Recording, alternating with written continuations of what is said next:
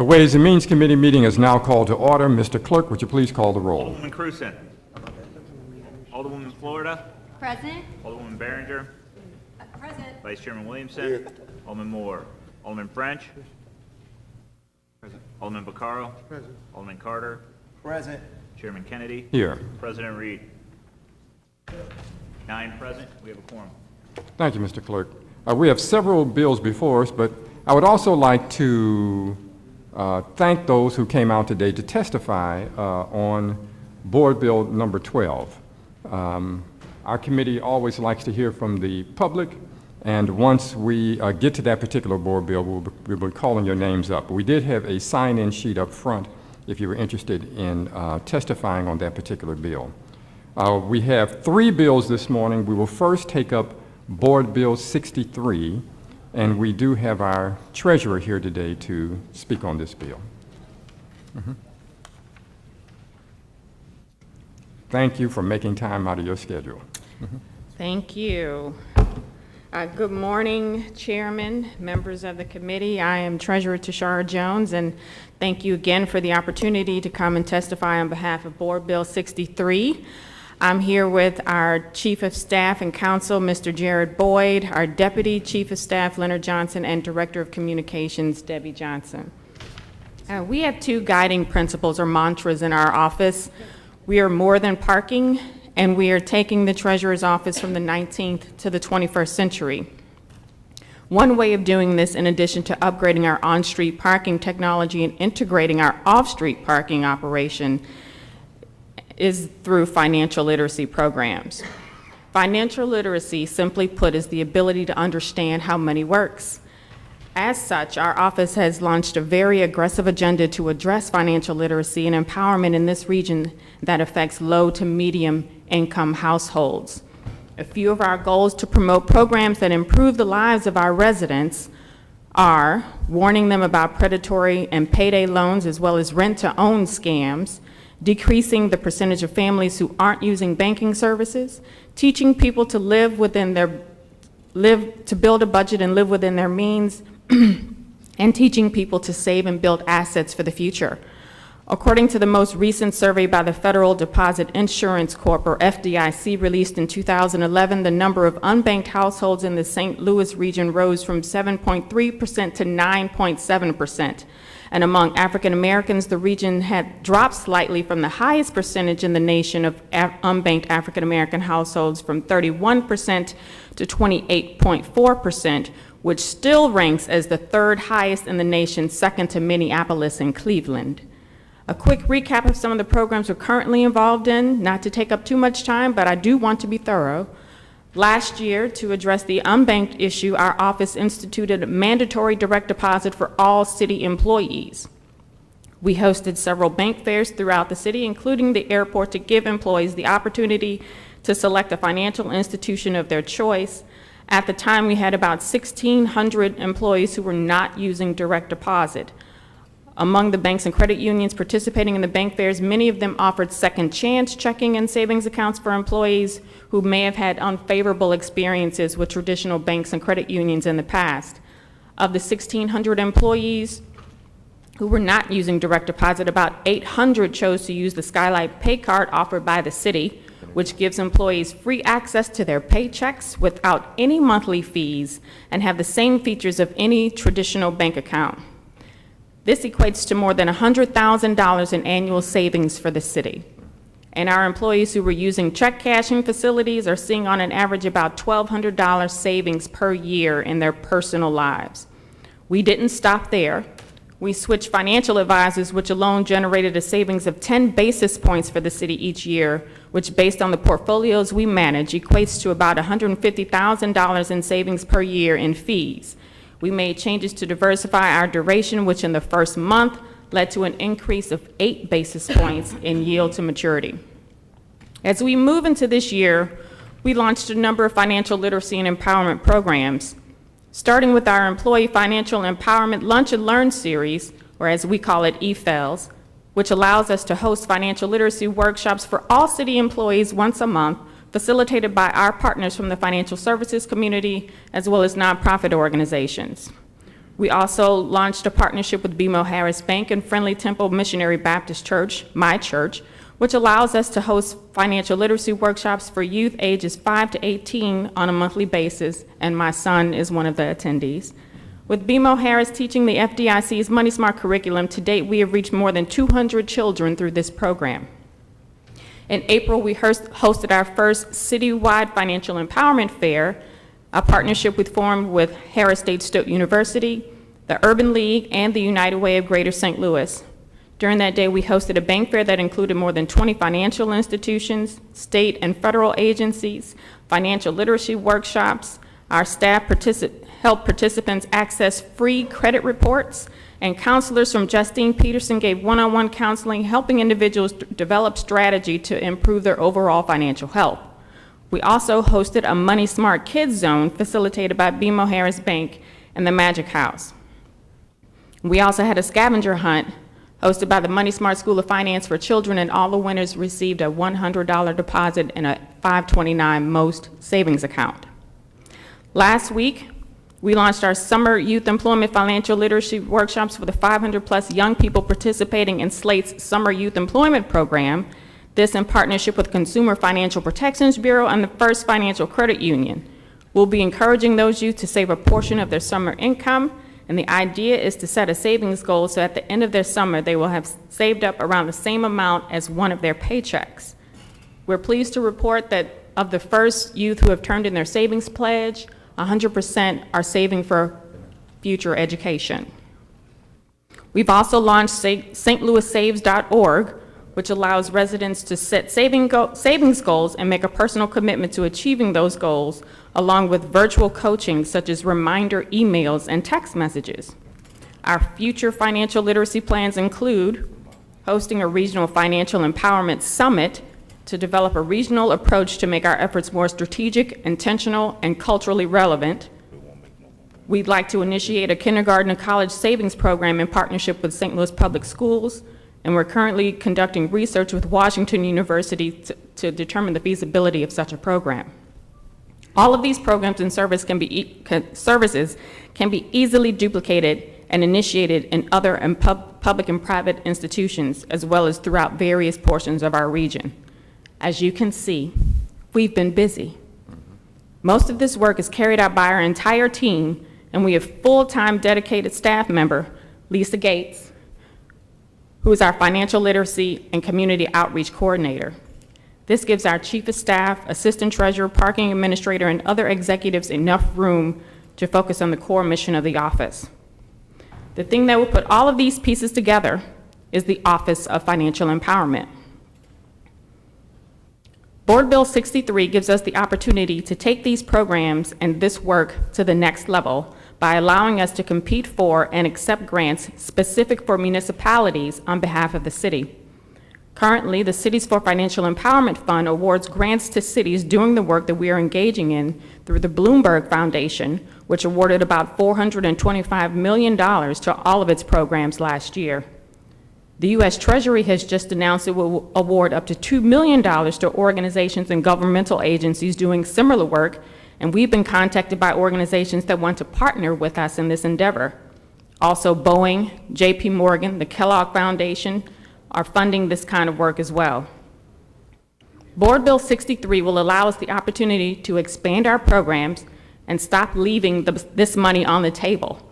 Our friends in treasurer's offices in San Francisco, Chicago, New York, Los Angeles, Newark, Providence, San Antonio, Savannah, and Seattle, to name a few, have launched similar programs and have given us a successful roadmap on how powerful an impact a treasurer's office can have on a region or a city. Thank you very much. Questions from members of the committee? I just want to mention to you that your representation at our last meeting was excellent. He did an excellent job of explaining the program to us. Thank you. Alderwoman Cruzen? No questions. Alderwoman Florida? Yes. We heard this bill, and I made a suggestion. One of my frustrations is just that in accepting grants, typically we have the grants go through the Board of Aldermen so that we can provide some kind of oversight. And so I had asked the sponsor to consider a mechanism in this bill. So is that question for me or for the sponsor? Both of you, because it's your bill, and it's his bill.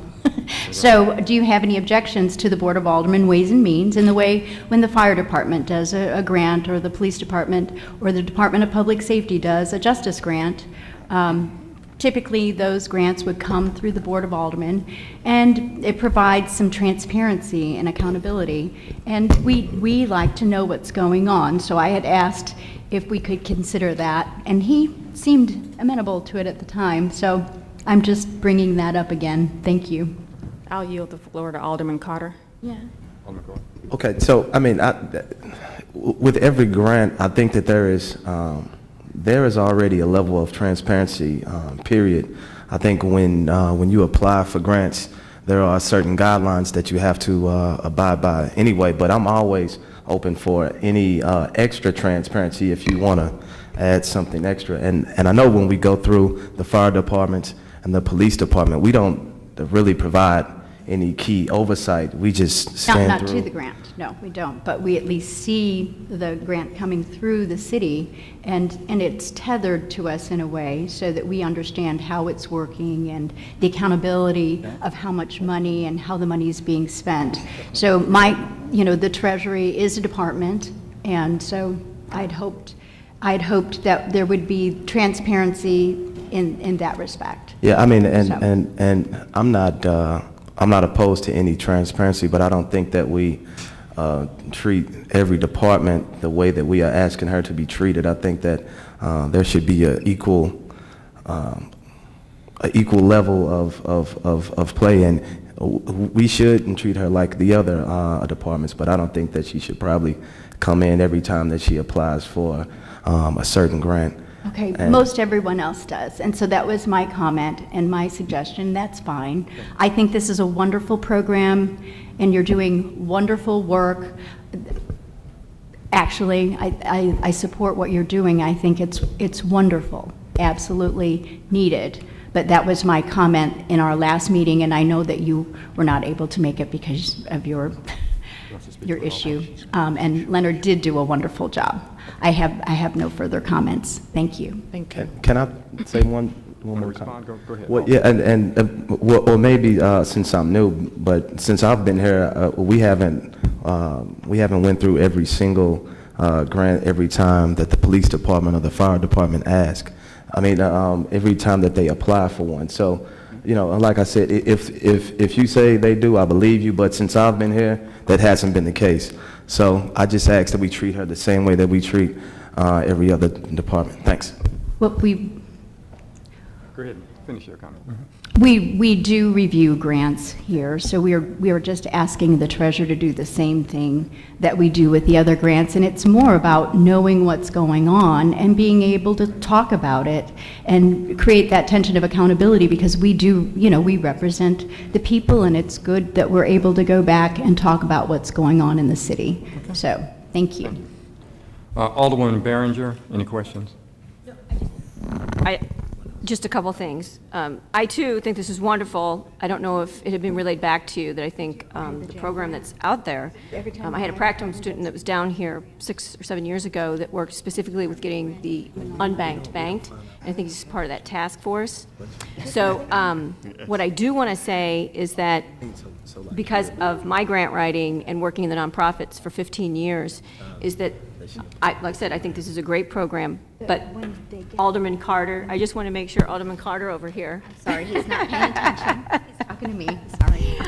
I want to make sure, just for verification, just because I do grant writing, is that there are grant writing where it is specifically to a program, and then there's foundations where you don't actually have to be accountable. They will give you a check for like $10,000 and say, here, go do your great program, versus contracts versus the grants that have to have measurable impact. And we did see that, just so you all know, we did see when that is not put into place through the Prop S funds, when we were giving out Prop S funds and we just gave money, the city just gave money, and then we found out that there was no measurable impact. And now that's in place, just so you all know, that's in place. And I think that's wonderful to have, you must show measurable impact because we want to see the money getting directly to the services. So I apologize, that wasn't really much of a question. It was more the fact that I just want to make sure Alderman Carter knew that foundations aren't usually, they're usually more like, this is a great program, go use our funds, but don't actually make you turn in reports, versus others that may say every 6 months you have to show us this was here, this was here, this was here. So that's all. Because this is under the Department of Treasury, and Treasury is also a part of the Comptroller's office, we have to make sure that whatever budget we turn into the Comptroller's office matches the funds that we have available. So at any time, you'll be able to go to the open records, the open data source, to see how much money we've spent and how much money we received, because all of our checks are written by the Comptroller's office, so there's the check and balance that we're spending the money towards what it's supposed to be spent for. Okay, so it's public record where all the money that's coming in goes to? Is that correct? It's under Treasury Operations, which is a division of the Department of Finance, which is headed by the Comptroller. Okay. So there's the transparency you're desiring. Okay. No, I didn't know what kind of grants you were going for and how the accountability, that's all. Yeah. That's all. Thank you. Thank you. Alderman Williamson? Thank you. Yeah, I think this is an excellent educational tool. That's something I think is really needed in our communities. Anytime you're financially trying to raise a family, learn about financing, it's a lot of things that we don't know growing up as young adults and children. And I think it's a great program that what you're doing it will really uplift a lot of people to really learn how to manage money and to teach them how to put away money for tuition, for education, and also retirement. So I think it's an excellent tool that you're using to really let people know how to manage money, because a lot of us are raised and we don't really know how to manage money. So I think it's an excellent program that you're doing, City Treasurer, and I'd like to be a co-sponsor. Thank you. Thank you, Alderman Williamson. Alderman French? Thank you, Mr. Chairman. Thank you, Madam Treasurer, for coming. The bill seems straightforward. It's one of the shortest bills we have. It's a simple bill, as we like to say in the legislature. Very short bill.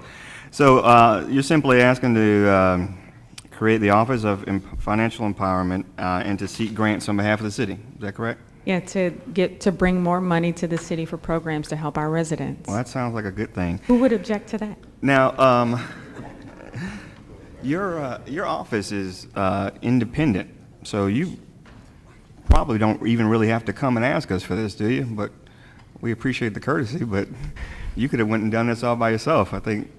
We are doing a lot of the work already. We've dedicated a full-time staff person to do that. And this is a way to just make sure that it's formalized, that it's in it's in city code, because for whatever reason, if I'm not here, then the work continues, whoever succeeds me in this position, because I don't plan on being here for 31 years like my predecessor.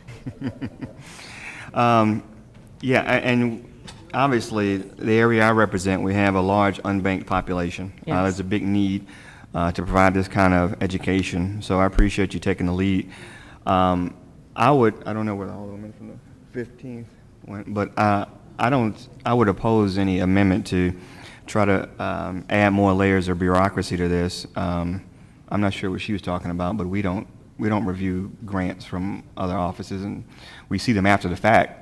After they're included in the budget, but we don't micromanage other departments like that. Well, in the past year and a half, I would like to say that our office has been more transparent in the last 50 years, in the last year and a half. We put out every RFP on the internet, we tweet, we make sure that our public meetings are always announced on the internet and posted in the right places. So, we are all about making sure that that you and the city knows exactly what we're doing. At any point, people can pull up all the information about our office on our website. So we don't know how much more transparent we can be, but we're just trying to make sure that we're transparent at every turn. Oh, great. Well, I appreciate you taking the lead with this, and I'll be happy to support this. And if the sponsor wouldn't mind adding me as a co-sponsor. Thank you, Alderman French. Alderman, you completed Alderman French? Yes. Alderman Vaccaro? No questions, but add me also as a co-sponsor.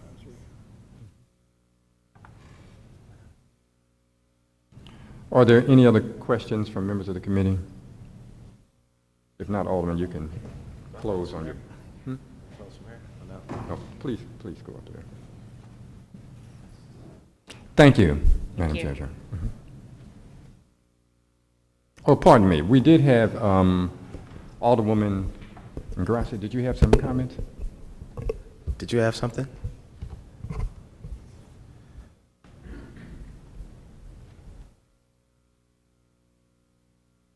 Thank you, Mr. Chairman and members of the committee. I really just echo everything that our treasurer has already commented on. I think we are in crisis mode with respect to underbanked and unbanked residents in the city, and I'm really pleased to see that someone is in leadership is taking over the responsibility of making a change in that regard.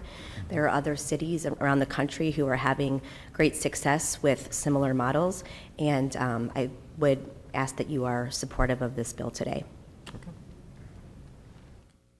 She stole my clothes. That's your closing. That was my clothes. So no, it just, you know, the same thing she said, and I'm just asking for your support. Thank you. All right, then. We can entertain a motion. Second. Been so moved and seconded that we pass Board Bill 63 out with a due pass recommendation. Any discussion on the motion? If not, Mr. Clerk, would you call the roll? Alderman Cruzen. We're voting on the 63. Alderman Florida. Aye. Alderman Behringer. Aye. Vice Chairman Williams. Aye. Alderman Moore. Alderman French. Aye. Alderman Vaccaro. Aye. Alderman Carter. Aye. Chairman Kennedy. Aye. President Reed. Aye. 9 yes votes, 0 no votes. Board Bill 63 comes out with a due pass recommendation. By your vote, we've passed out Board Bill 63 with a due pass recommendation. Thank you. We'll now take up Board Bill 82.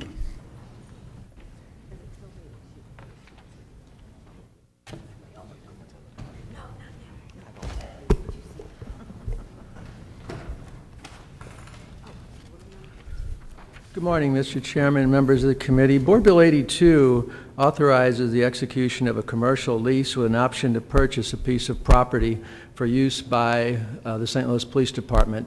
As you've seen today, we have Chief Dotson and some members of key members of his staff are here today, as well as Tom Ray from Armstrong Teasdale, who played a major role in the development of this legislation. I'd ask Mr. Chairman at this time if you would recognize Chief Dotson to come up and speak to the importance of this acquisition. And then what I would like to do is, after that, kind of get into some of the details in summary, on a summary basis of what and how this lease with an option to purchase will work. Surely. Chief Dotson. Thank you, and good morning, everyone. I will be very quick and very brief this morning. As you know, the police headquarters across the street at 12th and Clark is in the process of moving to 1915 Olive. That process started under the Board of Police Commissioners with a purchase of the building at 1915 Olive, along with a generous donation from our Police Foundation of $3 million and the use of existing bond money to refurbish that building. The move called for all of the units inside 1200 Clark to relocate. There's one unit that was not going to move to 1915 Olive, and that was our property custody unit. As you can imagine, police departments collect lots of things over time, lots of evidence, things that we have to keep for some things 75 years and beyond. So storage is always a tremendous issue for us in keeping evidence. The police department currently owns a building in the Grove area along Manchester, and our initial plan was to refurbish that, renovate that building to meet the needs of the property custody section. As we began that process, Alderman Rohde approached us and said that over recent years, as everyone knows, the Grove has seen tremendous growth and tremendous development. The building that we own, along with some additional parcels which were going to be included in the development of that building to house our new property custody section, are now of desirous to developers in the area. The alderman asked us to explore other locations to move our facility. We identified the building on 59th Street. It meets and adds a new dimension to what we'd hoped to accomplish. Meets the needs for the property custody section for storage, but it also provides indoor storage space for large vehicles. As you can imagine, police departments have vehicles. Bombing and arson has several large full-size RVs, if you will, just for illustrative purposes. Our command van, the city's emergency management vehicle, our SWAT vehicles, vehicles that aren't designed to be out in the elements. There is storage in this facility for them. So the idea was to lease purchase this building, renovate it for property custody, storage of those vehicles, and then make the space on Gibson available for sale. The completion of our new headquarters is middle July. We will be vacating Gibson within the next 30 to 60 days. That property, it will be available for sale shortly after that, and we've been working with the comptroller's office. So that's the operational need for the lease purchase right now. Okay. Where's, Yep. you can come back up. Thank you.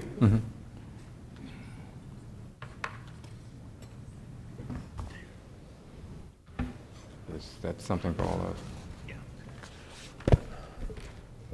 What you're getting now is some pictures and a map, but more importantly, I'd like to draw your attention to the summary page. And this is the gist of all that other documentation behind the board bill. Basically, as the chief said, it's the location is 2150 South 59th Street. It's in the 10th Ward.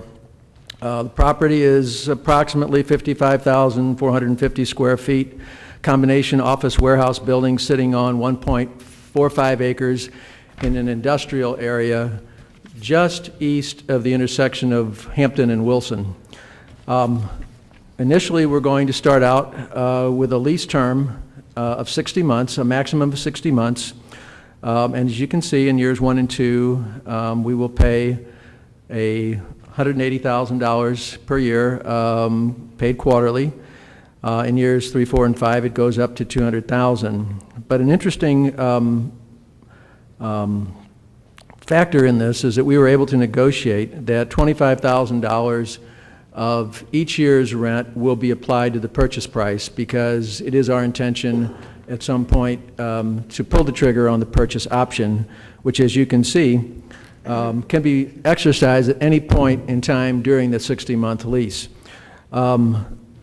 Dropping down to the purchase term section, and you can see the dates and what the prices of the property would be if we were to execute that option at various points. And again, bear in mind that from that number, the $25,000 per year would be deducted as a credit back to us from that purchase price, depending on when we executed that option.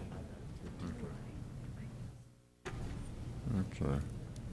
Questions from members of the committee? Alderwoman Cruzen. Why the option and the lease instead of just buying it? It's a financing consideration, and I'm going to defer to Chief Dotson's staff to address that specifically.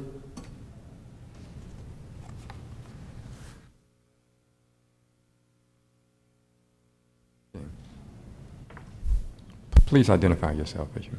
Good morning. I'm Carol Shepard. I'm actually the supply commissioner on this side of the street, and I work on that side of the street as the director of purchasing. Thank you for the opportunity to speak this morning. This parcel of land will be purchased with asset forfeiture funds, and due to the appropriation of asset forfeiture funds and the availability of such funds, we are doing a lease purchase so that the way that the funds are available. So prior to July 1st, we're going to do a lease payment, and then as funds become available, we'll be able to purchase the building.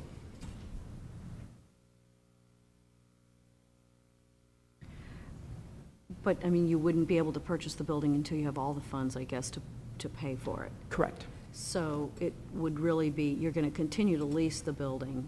Right, but we only expect to make one lease payment.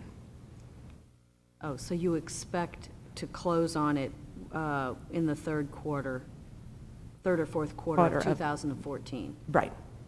Which will, it's fiscal year 2015. Yeah, Right. right, but in this calendar year. So then the purchase price would actually end up being $950 plus 155, I suppose, which would be the portion of the lease payment less the 180. Well, no, 180 is an annual payment, right? Right. Okay. That's why we made the payments quarterly instead of an annual payment.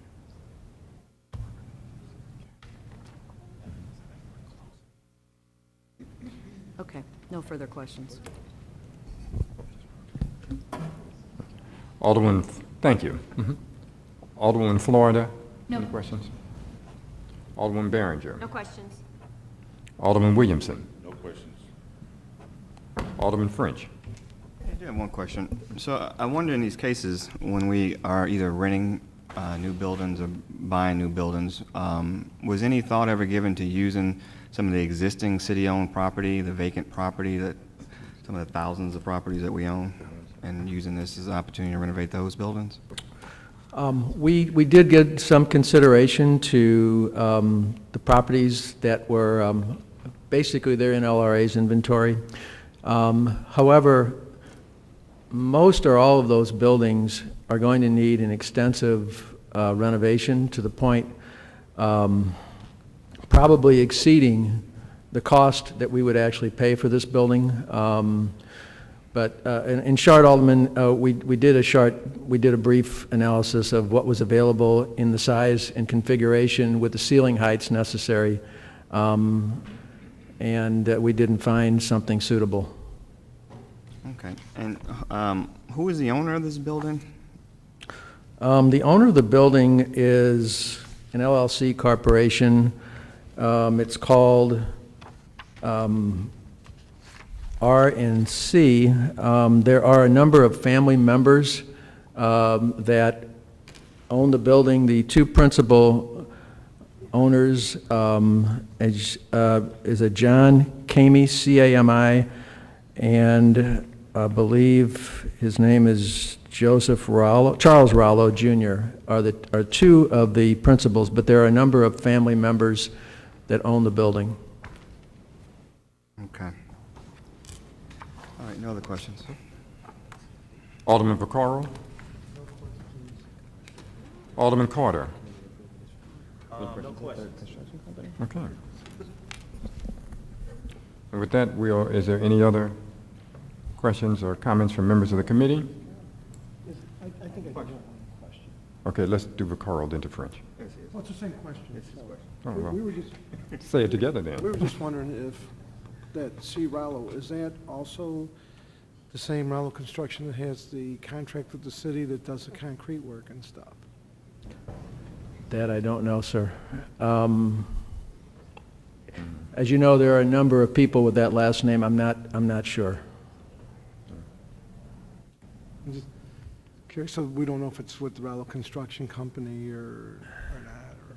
No. We have not investigated that relationship. Okay, just curious question. Okay. Were there any other questions from members of the committee? We have a motion to pass out Board Bill 82. Been moved and seconded that we pass Board Bill 82 with a due pass recommendation. Is there any discussion on the motion? If not, Mr. Clerk, would you call the roll? Alderwoman Cruzen. Aye. Alderman Florida. Aye. Alderman Behringer. Aye. Vice Chairman Williamson. Aye. Alderman Moore, Alderman French. Aye. Alderman Vaccaro. Alderman Carter. Aye. Chairman Kennedy. Aye. President Reed. 9 aye votes, 0 no votes. Board Bill 82 comes out with a due pass recommendation. Thank you, Mr. Chairman, members of the committee. All right, thank you. By your vote, we've passed out Board Bill 82.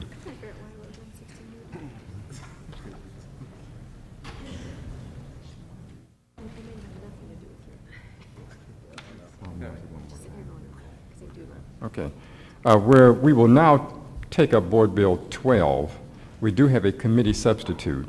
We do have a sign-in sheet. If anyone else would like to speak on the bill, be sure that you sign in that sheet there before we collect it.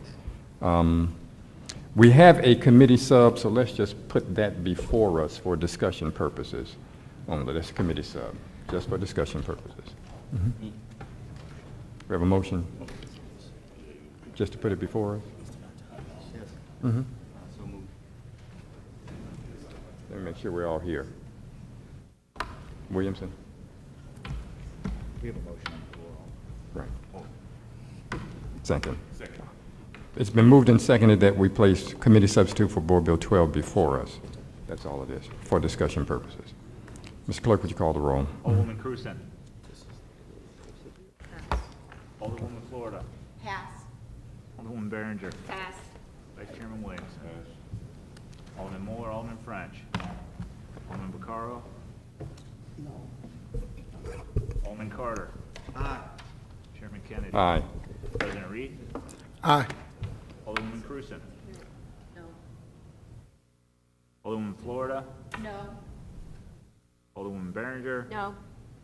Vice Chairman Williamson. No. Alderman Moore. 4 aye votes, 5 no votes. Motion fails. Committee sub does not stand before the committee. Okay, well, And, Mr. Chairman, that actually works out because I've been talking to some of the members, and what we're going to do is, I plan to bring the bill back next Wednesday, and I would hope that we can get it on the agenda for next Wednesday, because we're working out some of the details in the categories, and as you can imagine, when you're working out the details of a 20-year plan for spending, spending $195 million, it takes some time to do that. So we're working out the details, and we hope to have all that stuff done by Monday or Tuesday. So if we can put it back on the agenda for Wednesday, that'd be great. If we can get you to call a committee hearing Wednesday, that'd be great, because that gives us an opportunity to finish working out the details of some of the categories. so if I understand you correctly, you're asking the committee to hold the bill today? Yes, yes, And we have want another to plan hearing on- next week? You do not want to move forward with it today? No, I did not want to move forward with it today. I'm going to wait until next Tuesday or Wednesday, and that gives us an opportunity to work out some of the details in the categories. Okay, then, so Because- what we can do today is to, because the committee sub is now before us, you can discuss the original bill and any upcoming changes. We could also take the public testimony today of people who are here.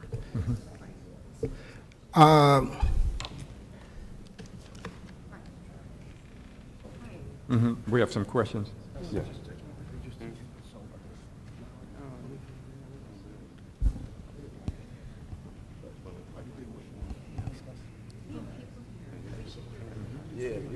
We can do a separate committee substitute, since this one's not before us. Right. Alderman Cruzen? I'd like to hear from the people who showed up today, if it's That's what I said okay we're with going the to do. chairman. Right, we will. Because I think it might inform what we do next, and they all showed up, so I certainly would like to have the opportunity to hear from them if, of course, it's up to the sponsor and the chairman, but my opinion. That's what I just mentioned. We can Yeah, have him make a yeah. And we will- presentation we will- about it, and then we can hear from members of the public who showed up today. Yes, and that's what we plan to do, because there are a lot of members of the community. As you can imagine, this is a very important issue for members of the community, because they're going to have to ultimately pay for this. I mean, so they and all of us that live in the city that own property, we're going to pay for it. If you're renting, you're going to pay for it because your rental fees are going to go up. But we also need to understand that this is a major opportunity to really dramatically change some things all across our city. We see, the crime rate in our city, nearly every day when you read the papers, you turn on the TV, you hear about another shooting in the city, that type of thing. We have an opportunity to begin to address those things depending on how we allocate our capital dollars across the next, this next 15 years. This bill gives us an opportunity to do it. It's not a popular thing, because especially for the folks that are up for re-election, and I've heard from a number of them that, I'm not willing to ask the people to take up another tax, at the same time I'm up for reelection. But what's important to note is that we're not asking them to take up a tax. We're putting ballot language together to give them an opportunity to vote on it. They're going to ultimately make the decision, not us. As a matter of fact, there's not enough votes within this room to determine the outcome of this bill. It takes a 2/3 majority for this thing to pass, which is a very high threshold. These types of bills have a history of being able to be passed. The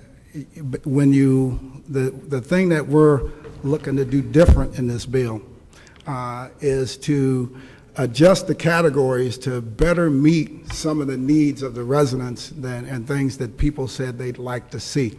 When we took the original bill out to the community, we had community forums all over the city. And out of those community forums all over the city, what the people told us very definitely that they wanted to see things that were going to create jobs within their community, things that were going to address some of the public safety concerns across our city, the things that were going to stabilize our community and make us a more renewable community. So what you will see in the upcoming bill are some efforts to begin to meet some of those things. I think when you hear from the people today, I think that's what they're going to tell each and every one of you, because that's what I've heard from the day I touched the bill. Right?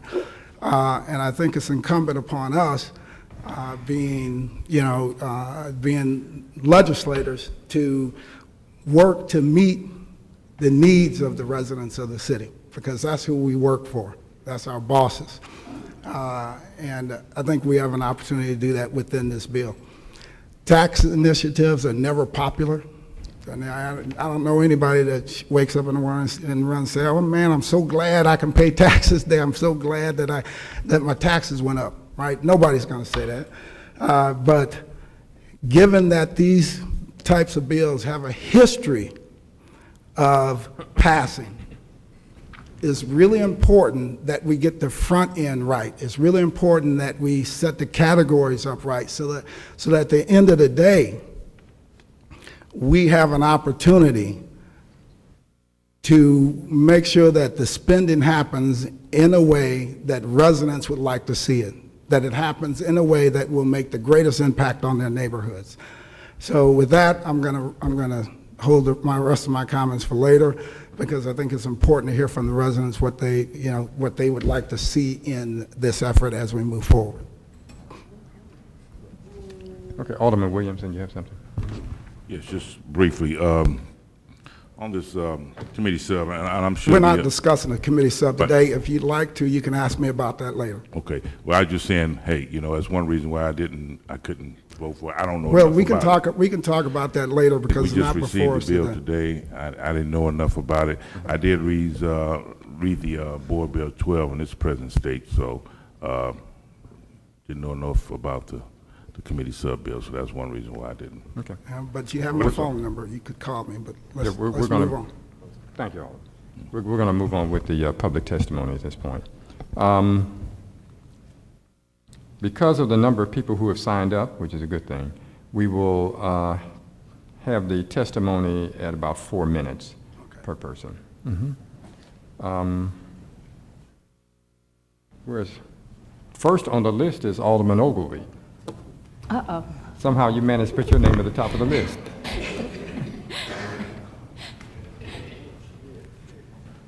Good morning.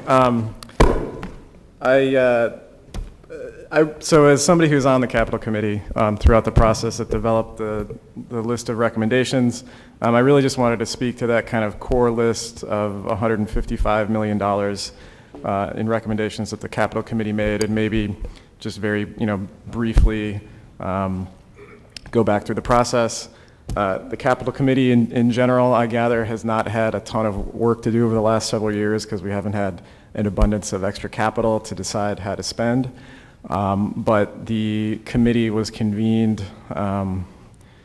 probably 6 to 8 times, beginning, I believe, in late 2013, and had a chance to meet with really every sort of operational department in the city and go through what those departments felt were sort of the most important things they needed to continue to function appropriately, not just today, but looking out, a decade, 15 years from now, what kind of expenditures we need to make now to make sure that their facilities continue to be useful. So as you go through the list, that initial list of $155 million, there are a lot of sort of boring things on that list, but things that are essential, things like trash trucks, things like fire trucks, things like roofs, things like breathing apparatus for firefighters, replacing rapidly aging systems in city-owned buildings.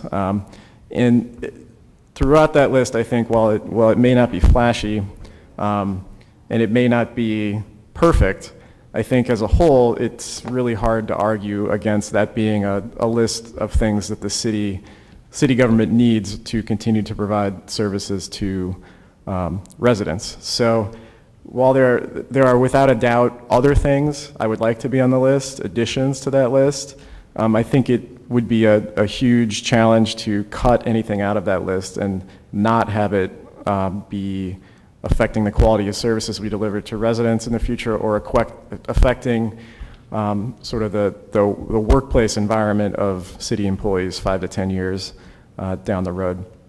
So my sort of takeaway in that capital committee process was it was a good process. It was a deliberative process. We considered a lot of things. We had a lot of time to talk to department heads who were tasked with really going through their operations top to bottom and planning for what they need in the future. The city has not had a substantial general obligation bond since 1998, so it's 16 years ago. And overall, it's time, and we've got $155 million of essential needs, and I hope we're able to move forward with those relatively soon. So thank you. I think we have some questions from the committee. Alderman Vaccaro. When you talk about fire trucks, Okay. I've gotten a call, I talked to the fire union, I've talked to them, Wait a minute. and what I'm being told, they're talking about refurbished fire trucks, and we'll be paying for them for 20 years. Do you really think the refurbished fire truck will make it 20 years? I would, so before to answer that question adequately, I think I need to actually go through the list of vehicles. I recall, From my understanding, there are 2 possible new fire trucks and the rest refurbished. I don't know, there's hundreds of city vehicles on that list. Without a second to review that list, I don't know. I do know that fire departments tries to keep the new trucks in the first line for 10 years and then put them in the second line for another 10 years. So we do get 20 years of use out of the trucks they buy. And that's why we can buy fire trucks through a general obligation bond, but we can't buy something like police cars through a general obligation bond because the police cars are spent after 3 years, and you don't want to be paying for them for 10 or 20 years. Okay. That was my only question. Alderwoman Florida. Yes, thank you. I actually have the list with me. It looks like we have, in Phase 1, 66 new vehicles, and Phase 2, 7 refurbished. When you look at the list, you can see that they're just very fire pumpers, and something new would be the emergency response vehicle, which will help reduce the cost to the city in that several fire trucks will come to an emergency situation, and to reduce that cost, that expenditure, an emergency response vehicle, which would accomplish all their goals, would be one way to service that event. So Scott, are you with me? I'm sorry, that was a comment. I'm looking, yeah. Thanks for pulling up the list. Yeah. I will. Yeah, I brought up the list with me. Yeah, I have it in front of me now. I will say that these lists are developed by the departments. So these are very much driven by what those departments thought their own operational needs were. The overall list, the overall breakdown, there are really substantial investments in fire department facilities, both in vehicles, in firehouses, roofs on firehouses, ventilation systems on firehouses, backup generators at firehouses. Right. There's a lot of stuff there. And we know, the fire department's an essential component of what the city does. It's also, one of the more expensive departments because it's big, it does a great job, we have good coverage, fast response times. And there are certainly a lot of capital needs there, and I'm sure we didn't meet every one within this bond requirement, but I think we, without a doubt, are checking off a lot of those boxes. Right, so you sat on the committee, you're an appointee, I think, of the president's on Correct. the Capital Committee, and so you met many times, and now, my question to you is, and this is all I'm going to ask you, is there was a citizen advisory committee, an ordinance that's been in place for 15 years, where they've convened this committee of, I think, 52, 56 people, and have you seen the results of the advisory committee and their review of the process of the Capital Committee who makes these recommendations and their comments? We did. So I forget the exact term of that committee. So the idea was that there are appointees made by aldermen that meet and review capital expenditures, and that's something that hasn't been happening because of, I think, attendance dropped off in the past, but they were reconvened. And they got to meet with Paul Payne, budget director, and some other, I believe, some other department heads, sort of review this list, this prioritized list that the Capital Committee made. And then the Capital Committee met last week to sort of review the comments that Citizens Advisory Board had made. And I think that, as I said before, it's really difficult to go through this list and cut anything else out of the list. I think they made some valuable comments. They provide another perspective, but I think when they hear from the departments or from the budget director, they sort of arrive at a very similar conclusion that the Capital Committee itself would arrive at. Do you think those comments could be shared with this committee before our next meeting? Sure. That would be very helpful so that we can see the public comment and then the citizen advisory comments as well. Is Paul Payne behind me somewhere? He is. He's over there. Who's over there? They're online already? Okay, Hi. terrific. Okay, thank you. All right, thank you. Thank you. Let's get on to members of our community. On the pro side, speaking is Rhonda, I believe it's, there she is. Good afternoon, Chairman and members of the board. I hope I don't bore you. I know I've been up here a couple times in the past couple of months. For the record, we'd like everyone to identify themselves. Sure.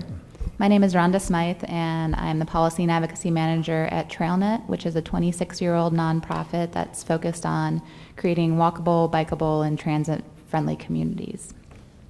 I'm actually here to speak about the substitute bill, so thank you for continuing to take testimony on that today. As you know, we've seen a 300% increase in biking and walking to work over the last 20 years, and that doesn't even include the recreational riders that we see out on our gorgeous trail system and in our parks. As you've heard this week, from 2009 to 2012, 49 people were killed while walking or biking, and 1,496 were injured.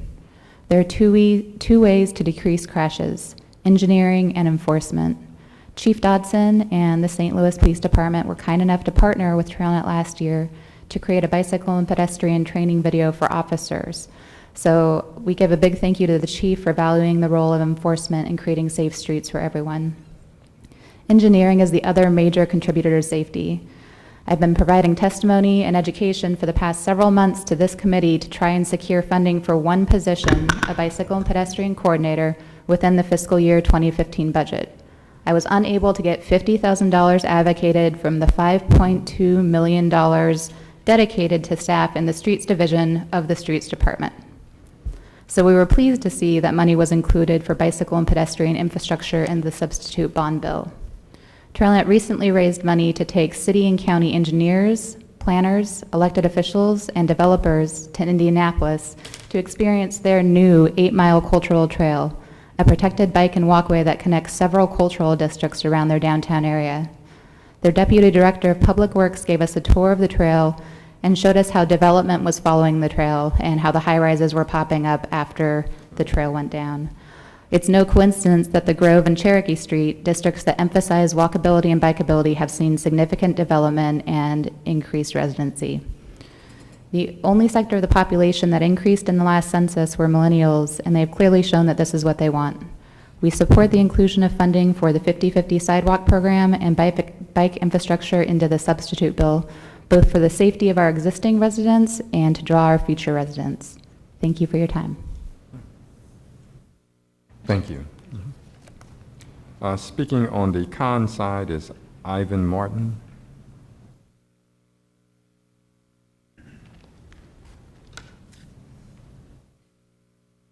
Yes, I'm Ivan Martin. I live in the 6th District. 6th Ward, excuse me. Also associated with the FACES project and the Put Down the Pistol project up north, so I am very concerned about the safety and security of our city.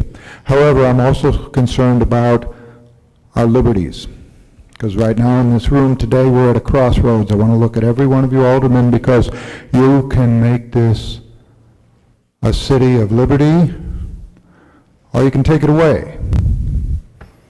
And I'm talking about the Real-Time Intelligence Center that is on the books to possibly be funded in this bond issue.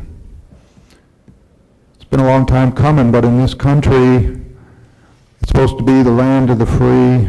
We're supposed to have justice and liberty for all. We do not have any policies, or the policies are in the making, so to speak, almost made on the fly, of how we handle these surveillance systems and this technology we have available. Just yesterday, you heard what the Supreme Court said regarding cell phones. In a 9-0 vote, they said the police cannot just arbitrarily snatch cell phones. I would say our own police department in this city has done that. And that's just one example of a small grouping of how this technology has run away from us before people who are in your position are charged to make the policies to keep us all safe, secure, and not put our liberties at risk.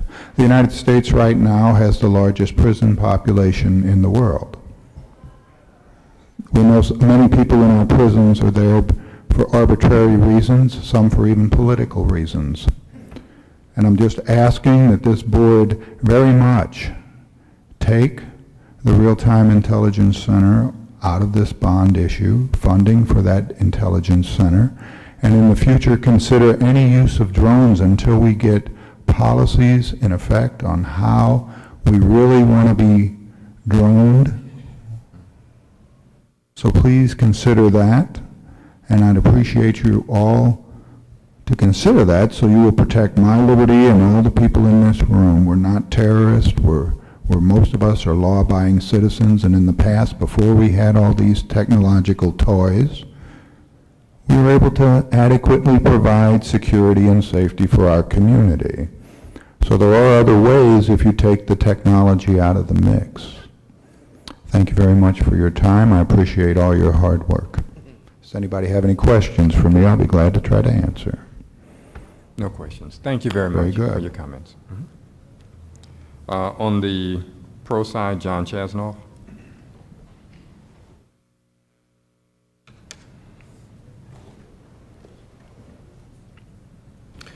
Well, thank you all. I appreciate the chance to speak to you all today. I wasn't sure whether to sign up on the pro side or the con side, because I am actually very sympathetic to the needs of the city and the need for capital improvements.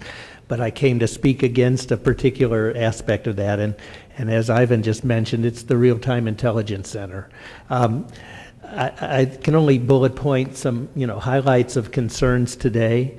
But just to do that briefly, I think one of the main concerns is what Ivan raised, the civil liberties concerns. Folks will say that, well, these cameras are on public streets and we have no expectation of privacy.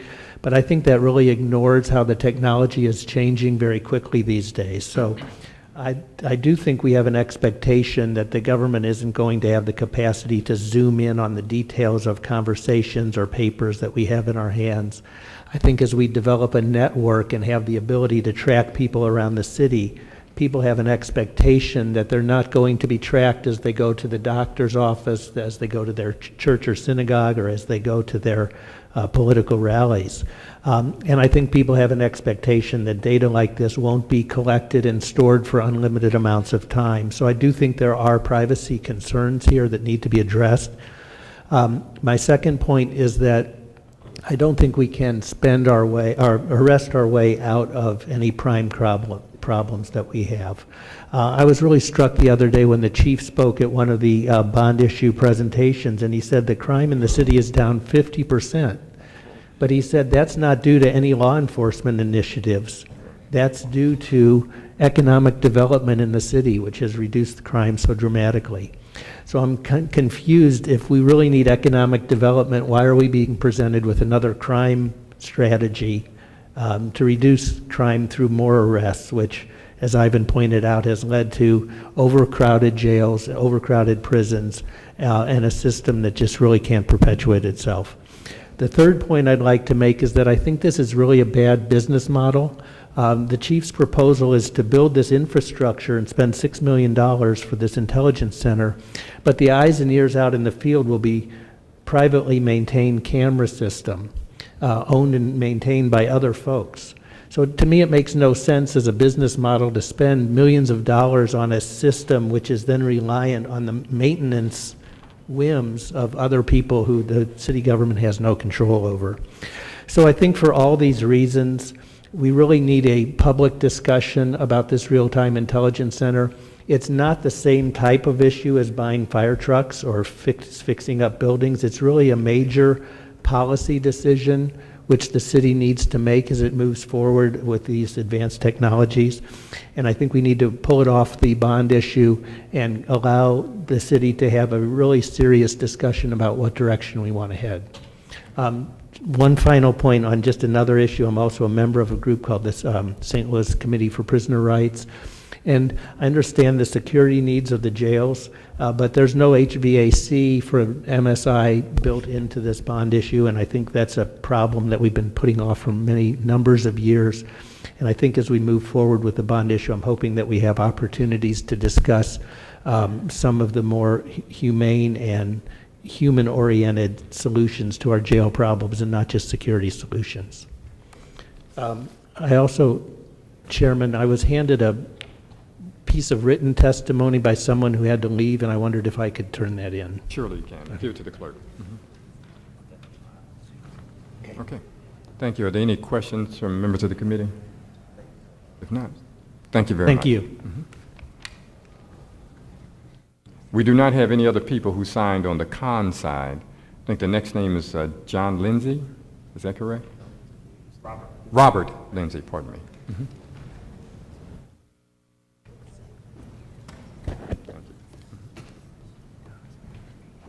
Good morning. My name is Bob Lindsay. I'm a resident of the 5th Ward. Chairman Kennedy, members of the committee, thank you for the opportunity. Essentially, all I want to reiterate much what the previous two speakers said. I've got a lot of concerns about the direction we're going. Real-time intelligence center is not just in the city, but nationwide, and I think it's an inappropriate matter to be put on a all-inclusive bond issue. You know, I don't want to have to go to polls and choose between whether I have a right to be secure in my person, my house, my papers, my effects against unreasonable search and seizure, which came out of an earlier public law we have in this country, or whether we should be buying ambulances. And I think I agree with the previous speakers that I think it's a matter that should be separately debated and considered and not thrown into a all-inclusive bill, which would essentially stifle that sort of debate. So I thank you for your time, and if there's any, Thank you. any questions? Are there any questions? Seeing none, thank you very much. We've had some individuals who very creatively signed their names in the middle of the list between pro and con. I guess we need to change how this list is constructed. The next person up then who is signed straight in the middle is David Factor. Hi, thank you for taking the time to listen to my comments. I'm here to voice my opposition to the Real-Time Intelligence Center. Be sure to formally introduce yourself. My name is David Factor. I'm just a member of the community.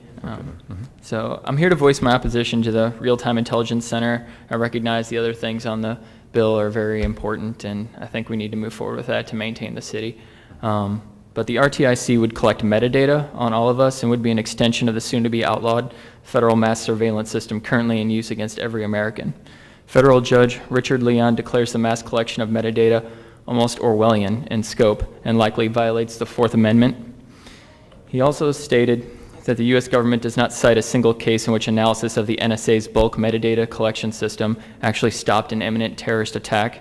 He also described such program as indiscriminate and arbitrary. The Fourth Amendment was inspired by general writs of assistance, and these played a role in leading to the American Revolution. The colonists had problems with these writs because it placed the holders above the law and it gave them the opportunity to conduct searches, and they were not responsible for any damage they caused as a result of that search. They were also transferable, so anyone who had possession of them became above the law. This is the reason why we require warrants approved by judges that are based on evidence, giving probable cause so that someone can be searched. It's a bad idea to approve a program that is in direct violation of the U.S. Constitution. Stanford University recently conducted a study and found that metadata reveals personal information about our lives. This information can reveal intimate personal details such as having had an abortion or even if you recently lost your job. Is this information you want given up? Here's one example. You go in for a job interview, but the company you're interviewing for already knows everything about you and knows that you're desperate for a job to get health care and you're out of money. Is this personal information you want human resources to know when negotiating your salary? There's already proof that the NSA has abused the current mass surveillance system in effect, in which employees have spied on their love interests. Currently, license plate readers, stingray devices, and drones are being used in places across the country and are just as rapidly being banned in other places. This information is being sold to companies like Vigilant Solutions and Digital Recognition Network. This information is in turn being sold back to private industry or law enforcement. And look on the highways, look at intersections, there are many types of cameras. And some of them are collecting highly sensitive personal tracking information about you and those that you love. The truth is there are many things the city can spend $6 to $10 million on that will offer more effective solutions and provide increased public safety in our community building. These range from streetlights, improved public schools, drug rehab programs, gun buyback programs, mental health programs. There have even been studies conducted that show for every dollar invested in a drug rehab program, $18 is saved by the city. Thank you, and I hope you will consider these points when voting. Thank you. Any questions? None? Okay then. Yes. It would be helpful to know if the folks giving testimony are voters in the city. And I know they don't want to give their address, but... Okay. When you come up, just please identify whether you're a city resident or not. Your name and whether you're a city resident. Come forward. Yes, my name is David Factor. I live at 5747 Pernod. Okay. Thank you. We do have someone else that signed up on the con side. We typically like to go back and forth from the pro to the con. So we're being creative because we have some individuals who are straight down the middle. So we will allow for one of the individuals on the con side to come forward. And I believe that is, I'll say Natalie Vowell. Is it someone Vowell? That's the testimony that you passed up. Okay, thank you. Then we'll go back to the middle here, Elizabeth Brooks.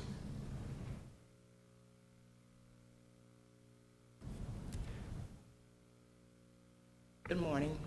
My name is Elizabeth Brooks, and I live on the city's north side where the development would be taking place, Mr. McKee's. And I've lived in St. Louis all of my life. I was born here. I raised my family here. I live there by choice, not because I have to live there. And I've seen a lot of the sketches of how it would be when the development is completed. Although I think it's really nice. I think it's going to be really a beautiful place, although I don't think I'll be a part of it when the completion is made. I've been following this project for quite a while now. I've been listening to the media, reading newspapers, going to a lot of meetings, listening to our alder people, and just a lot of things been going on about it. I've been trying to educate myself so that I would know what is taking place, what is going on, what my options would be. Will I be able to stay there? Which, like I said, I don't think I will be. And I'd like to say that when I was a young woman, my husband and we decided to buy a home. The first thing that we did was we sat down and we figured out what we would like to put a down payment on. We decided if we were going to be able to go through with this without it being a financial strain to us and our family. And then we went to find, see if our bank would invest in us, if they would lend us the money to buy the home, and we went through with that. And I'm saying this because I read where I think Mr. McKee is asking for some more money. And to sum all of this up, and also I'd like to say this too, that there's a scripture in the Bible that says no man builds a home without first counting up its cost. And it seems like Mr. McKee is having a problem financially, and it seems like it always comes back to the city. And so with that, I'd like to say, why don't the city just do the development? If it's got to continue to put monies into it, why don't it just do the development? You know, I just think that maybe Mr. McKee didn't think this thing through really well. I think that by now I should be seeing something going on. I think that it said something about $29 million, and to start, as a matter of fact, where it's going to start is right in my neighborhood. I live near Cass and Jefferson. I live 2709 Howard Street. And I just think that when it all boils down, isn't this taxpayers' money that he's asking for when the final analysis is that that's taxpayers' money? And I think that a lot of us taxpayers, we'd like to see the city do it. Why don't the city just go ahead on? Why don't we get started with this here? Or why don't Mr. McKee get started? You know, did he not know where his monies was going to come? Had he not, thought about who his investors would be? You know, why the wait, and why do we keep going back to having to, I think it's passing a bill to say if he'll get this money, putting it on the ballot or something like that. I don't think it should be put on the ballot. I just think we should just say either Mr. McKee, you're going to do it, or let the city do it. Because it seems like some of our aldermen and women, not all of them, and I would really like to commend some of them. You, Mr. French, President of the Alderman, a lot of you I'd like to commend on what you've been doing, because we are a people we're not a people without hope. And it's not that we don't want to see this development come through. I love North St. Louis. Like I said, I live there by choice. And I would like to see this happen. What I saw is a beautiful place that it's going to be. And I don't think I'm going to be a part of it. I don't think I'll be able to afford to live there. But I'd still like to see it done. But I'd like for it not to be a burden to the people. That's what I would like. And I'd like for us to be able to trust some more of our alder people also. And that's my comment. Okay, thank you.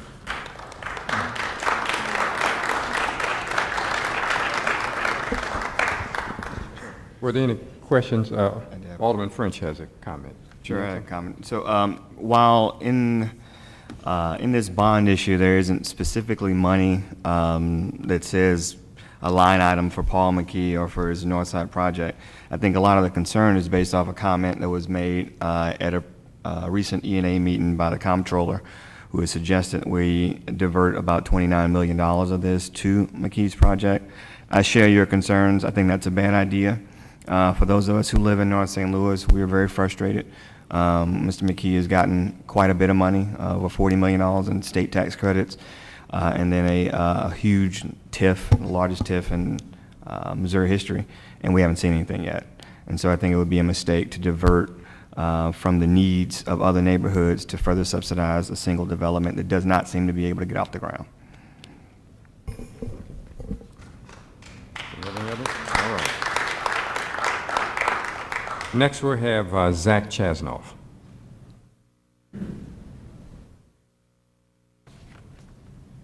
Good morning. My name is Zach Chasnoff. I'm an organizer for Missourians Organizing for Reform and Empowerment and a St. Louis resident.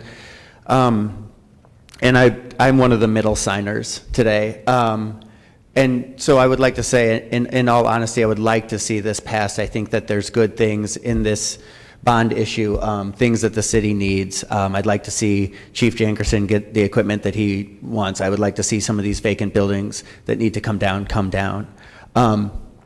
And it's because I want the bond issue to pass that I'm here to testify today, because I think that there's two things that stand in the way of its passage. And I think the first one we've heard a lot about this morning, which is the RTIC. And I would just go ahead and echo what many of the people here have already said, and maybe just add that I think if we're talking about infrastructure expenditures, there are other ways, more effective ways, to do crime prevention in the city than the Real-Time Intelligence Center provides.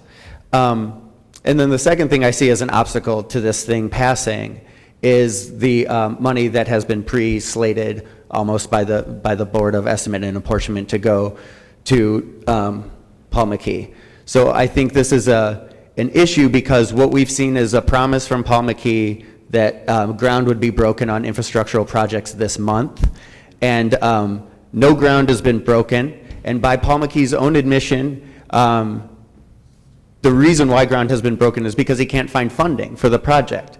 And I would forward that he can't find funding for the project because the project is not viable and there aren't banks that are willing to fund the project.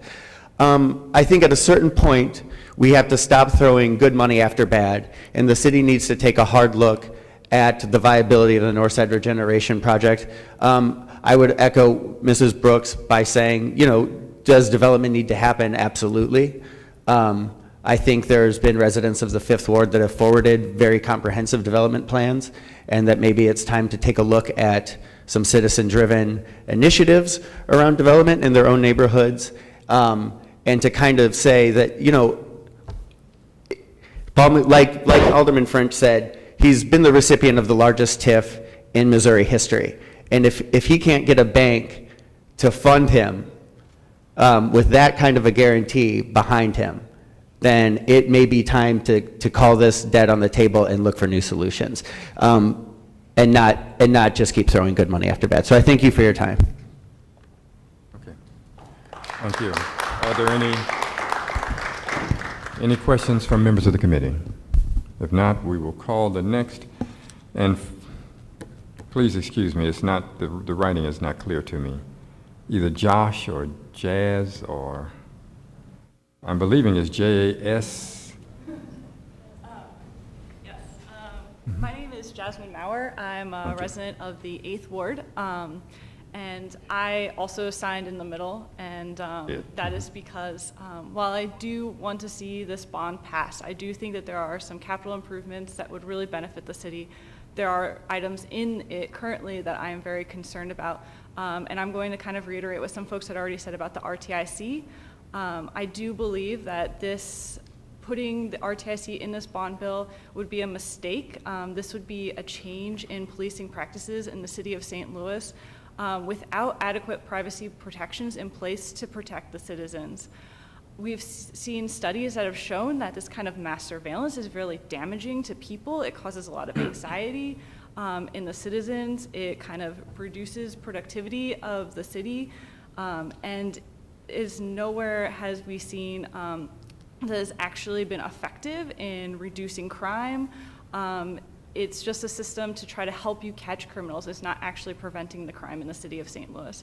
I think that there are some capital improvements that we can make that would actually really help our cities become safer. Things like streetlights, things like making sure we have complete streets, and that we have a community that people feel safe in, as opposed to spying on the people of St. Louis. So I thank you for your time, and I hope that you'll consider removing the RTIC from the bond. Thank you. Any questions from members of the committee? Seeing none, thank you. Next we have Mustafa Abdullah.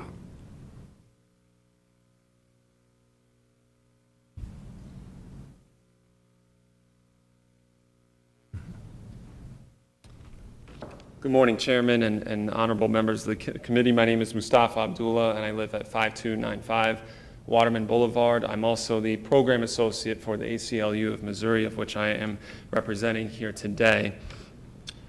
In our society, it is a core value that law enforcement does not watch our innocent activities just in case we do something wrong. Increasing the number of surveillance cameras in St. Louis and networking them together and allowing real-time monitoring turns that principle on its head. Actually, the ACLU of Missouri has been working with John Chasnoff as a private contractor, and he has done a lot of research for us on the surveillance cameras in the city. And soon we will be releasing a report documenting the abuse of and the lack of regulations for cameras in the city of St. Louis. In the report, there's some really concerning information. We have some really serious questions about the RTIC. At a minimum, there are a number of questions that need to be answered before the city goes forward with it. I'll talk about our concerns in a minute, but given all of these outstanding questions, the RTIC, the ACLU of Missouri, believes that the RTIC should be a separate bond question so that citizens can decide if this is the best way for the city to spend its money and fight crime. There is at best a complete lack of clarity in the city as to who owns and controls these cameras, who has access to camera footage, and under what rubric, and what, if any, policies currently guide camera use, data retention, and sharing. At worst, surveillance cameras are operating in St. Louis now without any sort of meaningful policies or privacy protections or rules. Before St. Louis expands video surveillance, it is imperative for the city to take stock of the current surveillance practices and protocols and determine whether they are sufficient. If we're going to have a real-time intelligence center, we must develop standards to make transparent who can view the footage and limit access to those with case-specific, legitimate law enforcement needs. A growing number of people, both inside the government and private citizens, have access to the surveillance video, and the monitoring of cameras will likely be increased tremendously if the city gets the real-time intelligence center. The center would be a hub for all of these surveillance cameras and result in 24/7 active watching of the innocent, law-abiding population. So there's also serious questions as has been mentioned, as to whether surveillance cameras actually reduce crime. There are two academic studies of surveillance cameras that have been done specifically here in the city of St. Louis. One focusing on the 21st Ward cameras and to determine effectiveness, and the other giving an overview of the array of the camera's ability to fight crime. And both demonstrated that in the long run, surveillance cameras do not reduce crime rates. If we're going to have an RTIC, the city should treat it as a separate issue from the rest of the bond and allow for the voters to decide whether this particular project should be funded. Thank you very much for your time. Thank you. Are there any questions from Alderwoman Cruzen? Thank you, Mustafa. I appreciate your comments. Do you know when the ACLU report will be coming out? We are hoping by the end of July. Okay, Yeah. good. And will it have recommendations for various policies that you would think would be important? Absolutely, absolutely. And could you send me the 2 reports that you referred to? Just email, send me a link or something Sure, like that. absolutely. I'd appreciate seeing those. And I guess finally, you mentioned that the 2 reports you referred to conclude that cameras do not reduce crime. But Yeah. I think, I don't know how it came to that conclusion. I'd be interested to seeing that because, I mean, do police officers patrolling the streets reduce crime? I think it's very, very difficult to know, well, what would crime be without it? So it's not really possible to do that kind of a study, I suppose, but, you know. So the studies showed that the cameras do not reduce crime in the long term. So there's usually an initial several months where the crime rate will go down after the announcement of the installation of cameras, but afterwards it goes right back up to the normal crime rates. And you conclude that that's because initially, obviously, I guess some folks learn about them and go somewhere else. I guess, I don't know.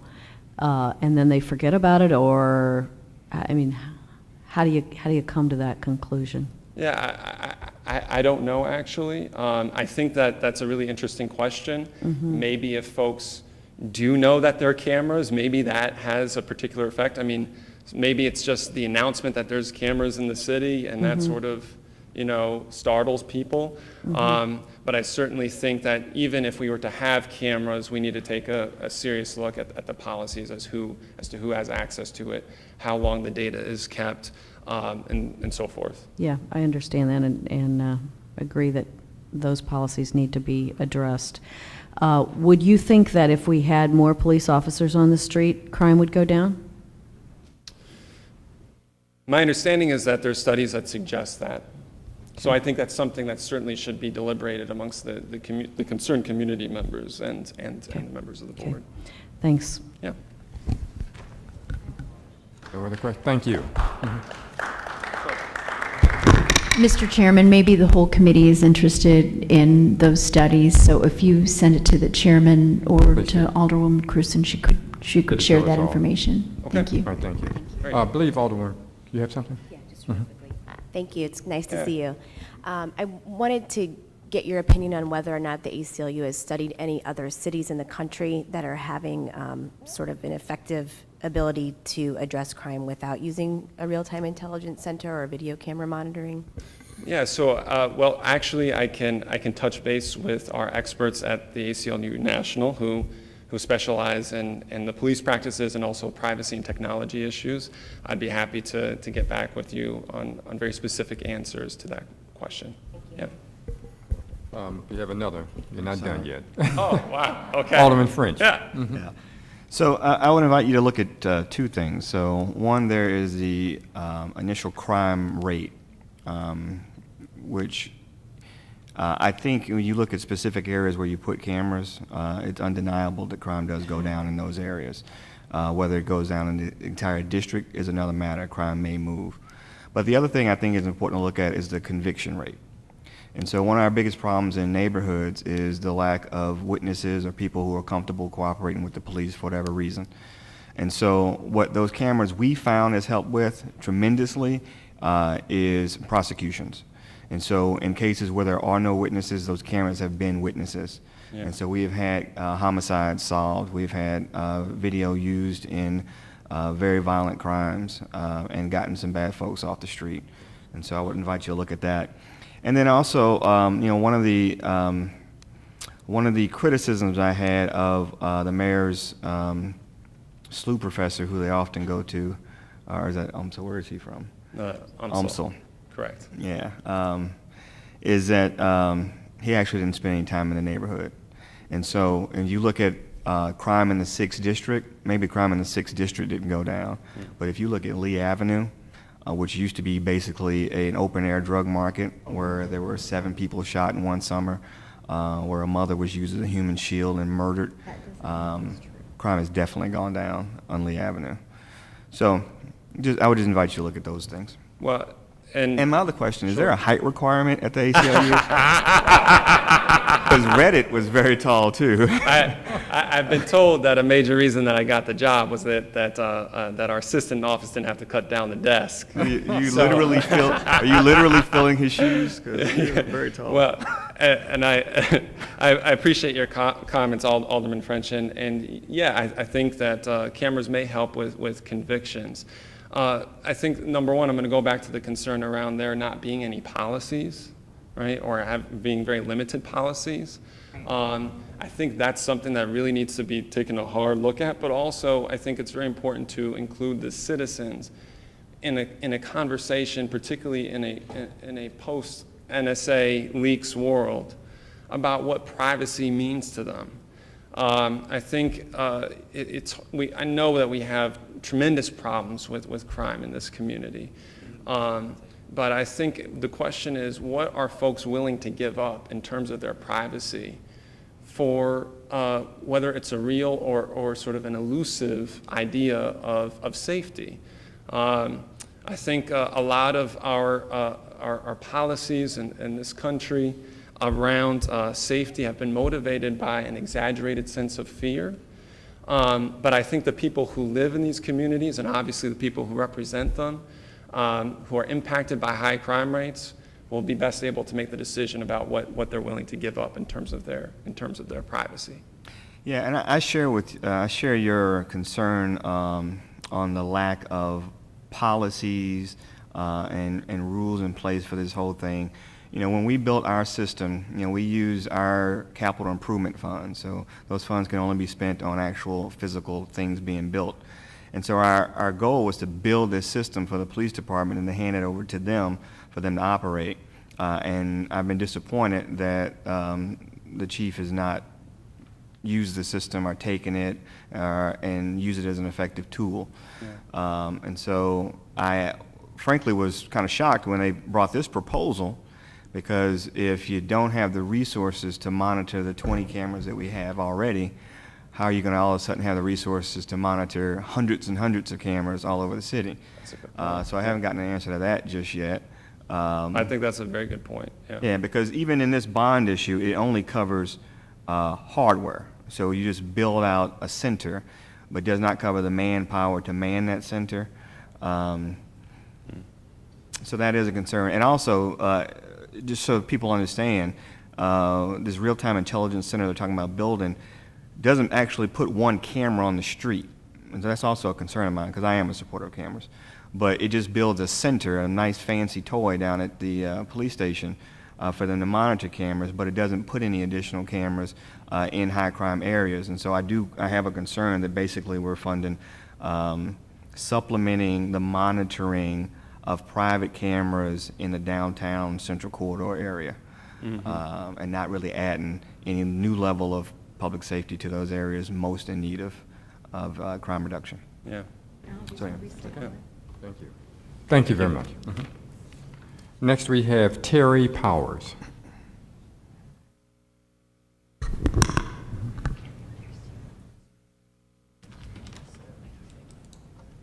Thank you for allowing me this opportunity to speak. Many of you know me, Terry Powers, as the committee woman from the 24th Ward.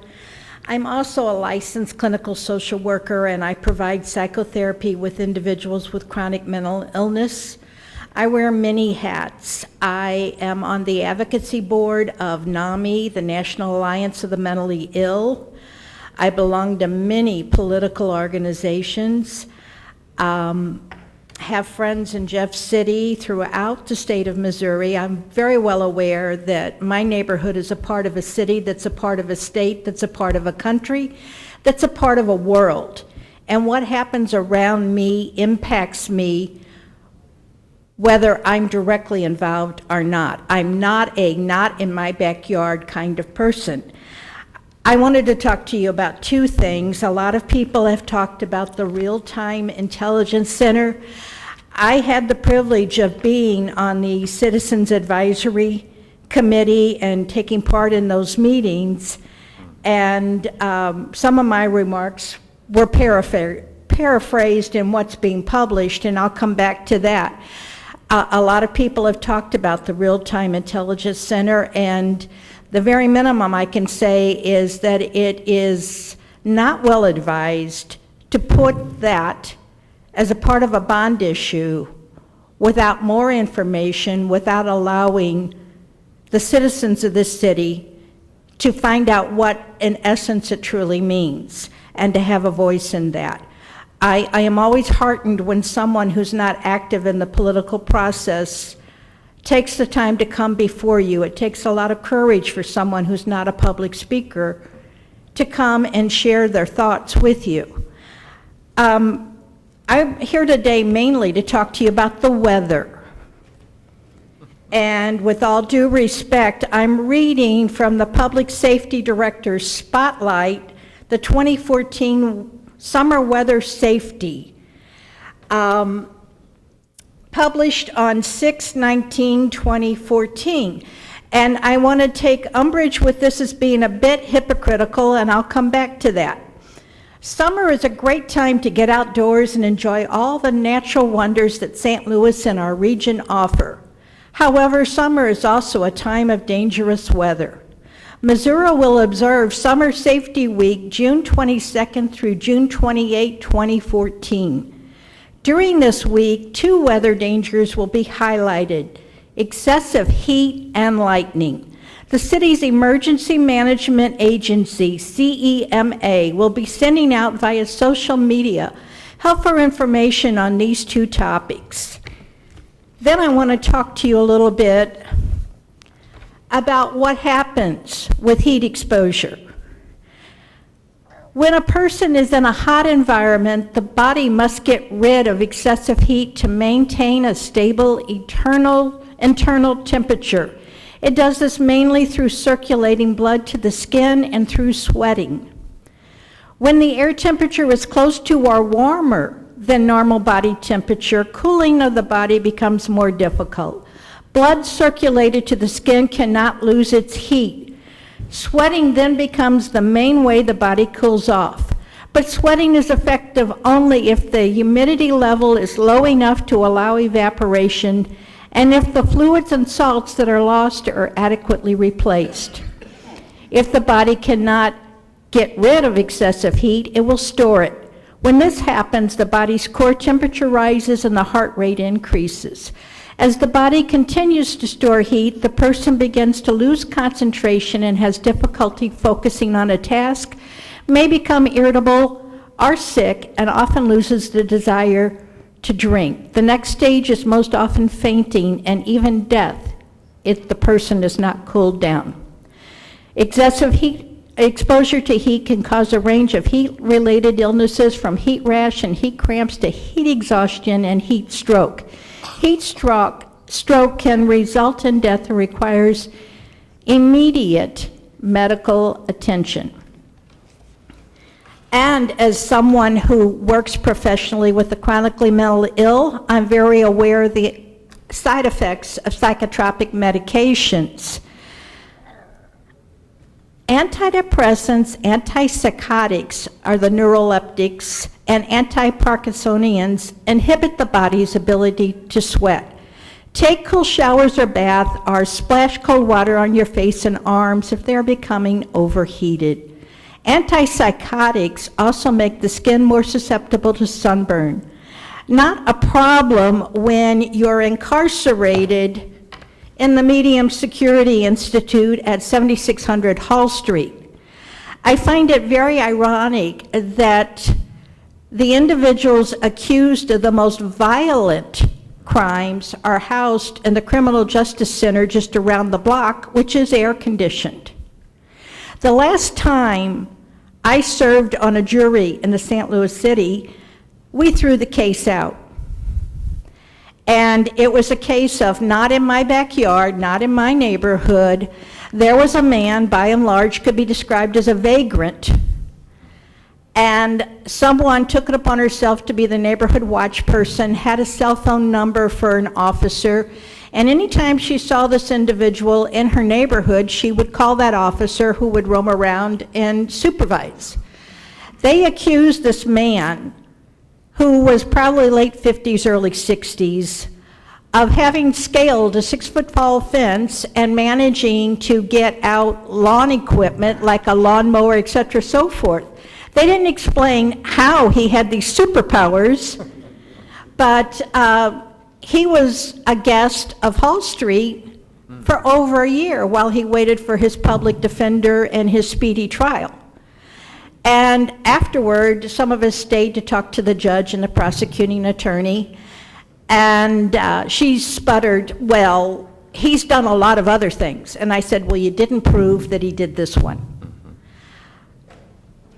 I don't have the stats, and I hear between 28% up to 80% of the individuals incarcerated in the Medium Security Institute are mentally ill.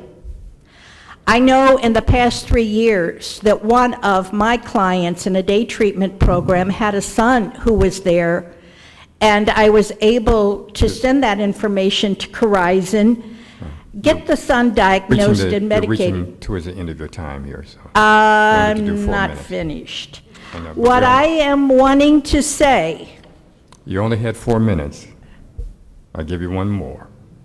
Okay. It is unconscionable and totally lacking in compassion to not air condition that facility. That's what I want to say. There is money in this bond issue to air condition that facility. Where there's a will, there's a way. Thank you. Thank you. Were there any other questions, members of the committee? If not, thank you very much for your comments. Next we have, I believe, Christy Griffin. Good morning, Mr. Chairman and other members of the committee. I am Christy Griffin. I'm the founder and president of the Ethics Project. Our focus is the impact that crime, incarceration, and injustice has on our children, our families, and our communities. I'm also the co-founder with Jennifer Reyes-Slay, who is also here. She is the executive director of the Catholic Action Network, and we are the co-founders of the Coalition to Abolish the Prison Industrial Complex. Our concern there is the business and abolishing the business of incarcerations in the prison industrial complex. I am a resident of the Central West End. I am also a former resident of North St. Louis. My mother still owns her home in North St. Louis. And visiting there frequently, it is very disheartening to see the condition of North St. Louis, from what I knew as I was growing up as a child to what it has become today. It was extremely disheartening as I went through looking for the Warney Wedge in Alderman French's ward and literally drove past it.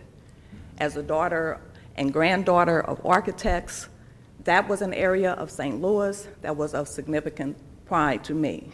It was a very beautiful area of the city and is now literally non-existent. Every building has been demolished. My concern with this bill, and I do support it, and I do recognize that we need to maintain our infrastructures, but as it pertains to our courts, our police department, our city jails, we have to change the way we spend money and the way we address crime. St. Louis is known internationally as one of the most dangerous cities in America. And that not only affects the citizens of St. Louis, it affects those who do or do not choose St. Louis as a point of tourism. And that affects our bottom line. If we don't start changing the way we do business, the way we address the most vulnerable people in our society, those children who were the victims of abuse, of neglect, of intergenerational incarceration, of the vestiges of ongoing oppression, segregation, and every other aspect of our society that has impacted particularly the African American community and other minority communities, that has deprived citizens, particularly of North St. Louis, of economic opportunities. we are going to continue to see crime in the same manner that we have in the past. We are going to continue to see the destruction of minority neighborhoods. My concern with this bill, including those that have been raised by other people who have addressed that previously, Zach and Mustafa and John Chasnoff, I agree with the comments that they have already made regarding the real-time intelligence. That is not how we address crime. That's not where we need to direct our money. If our taxpayers are going to decrease crime, we need to start increasing opportunities. That money needs to go into economic development in North St. Louis, into economic opportunities for the people who are actually most likely to commit crimes because they don't have jobs. They must survive in some manner. And after, as children, being the victims of multiple traumas, of being raped by stepfathers and by boyfriends who are welcomed into the home to help pay bills because their parents have been incarcerated, of children who are abused when a father comes back from prison, from a jail, and re-enters the family, and there's ongoing domestic abuse, and then we expect them to grow up and not victimize others. My recommendation, and we have as organizations are collaborating to make formal suggestions and recommendations on the expenditure of the money of this bill. We do support the bill, but in general, the recommendation is that we cannot continue to hire contractors who are already financially secure. If we're going to expend that money, it needs to be spent in areas that are going to help those that are most victimized and those who are most likely to victimize others, and that we expend it in those areas that have been impacted by the neglect that ongoes in this city. Thank you. Thank you. Questions or comments from members of the committee? Thank you very much. Next we have Kate Logan-Smith.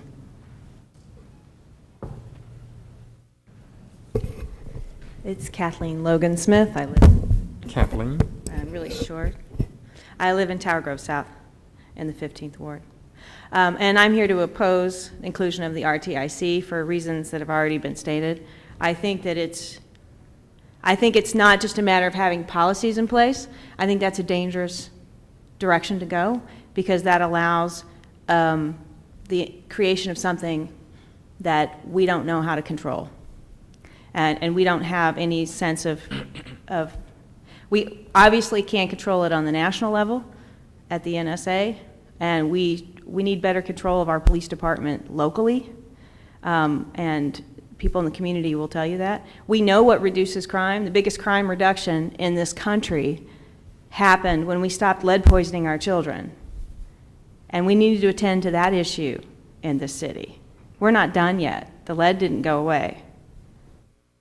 You know, we have an issue in the 21st Ward where people distrust police officers and won't testify when they witness a crime.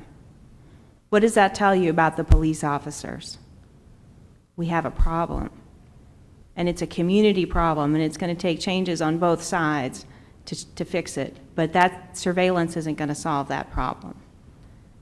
We need to make sure our environments are safe. We have lead-free housing. We have housing for our people. We need to make sure we have jobs, education, and food security. We need to make sure we have clean and safe water. Who knows how ancient our water mains are? We're already investing $4.8 billion in our region's sewer system, but our water system is even older. So surveillance is not the solution, and we need to not talk about policies around it. We need to talk about alternatives entirely. Absolutely entirely. Because I don't want to be the kind of parent that polices my child by putting a GPS tracking thing on them. I want to be the kind of parent that raises a kid that I can trust. and that I know where her friends are, and I know the community she lives in, and I know where she's going, and I know my neighbors, and I trust our police officers, and that's the kind of kid and the kind of community I want to live in, and that's where I want to see us put our money. And if we put our money anywhere else, it is a very, very negative direction to go, and we deserve better in St. Louis. Thank you. I don't believe we have any questions. Okay. That takes us to the con side. We have Curtis Royston, the third. Good morning, Chairman and esteemed members of the Board of Aldermen. I rise this morning. When I came down, when I first heard about the bill, it was something that I wanted to support.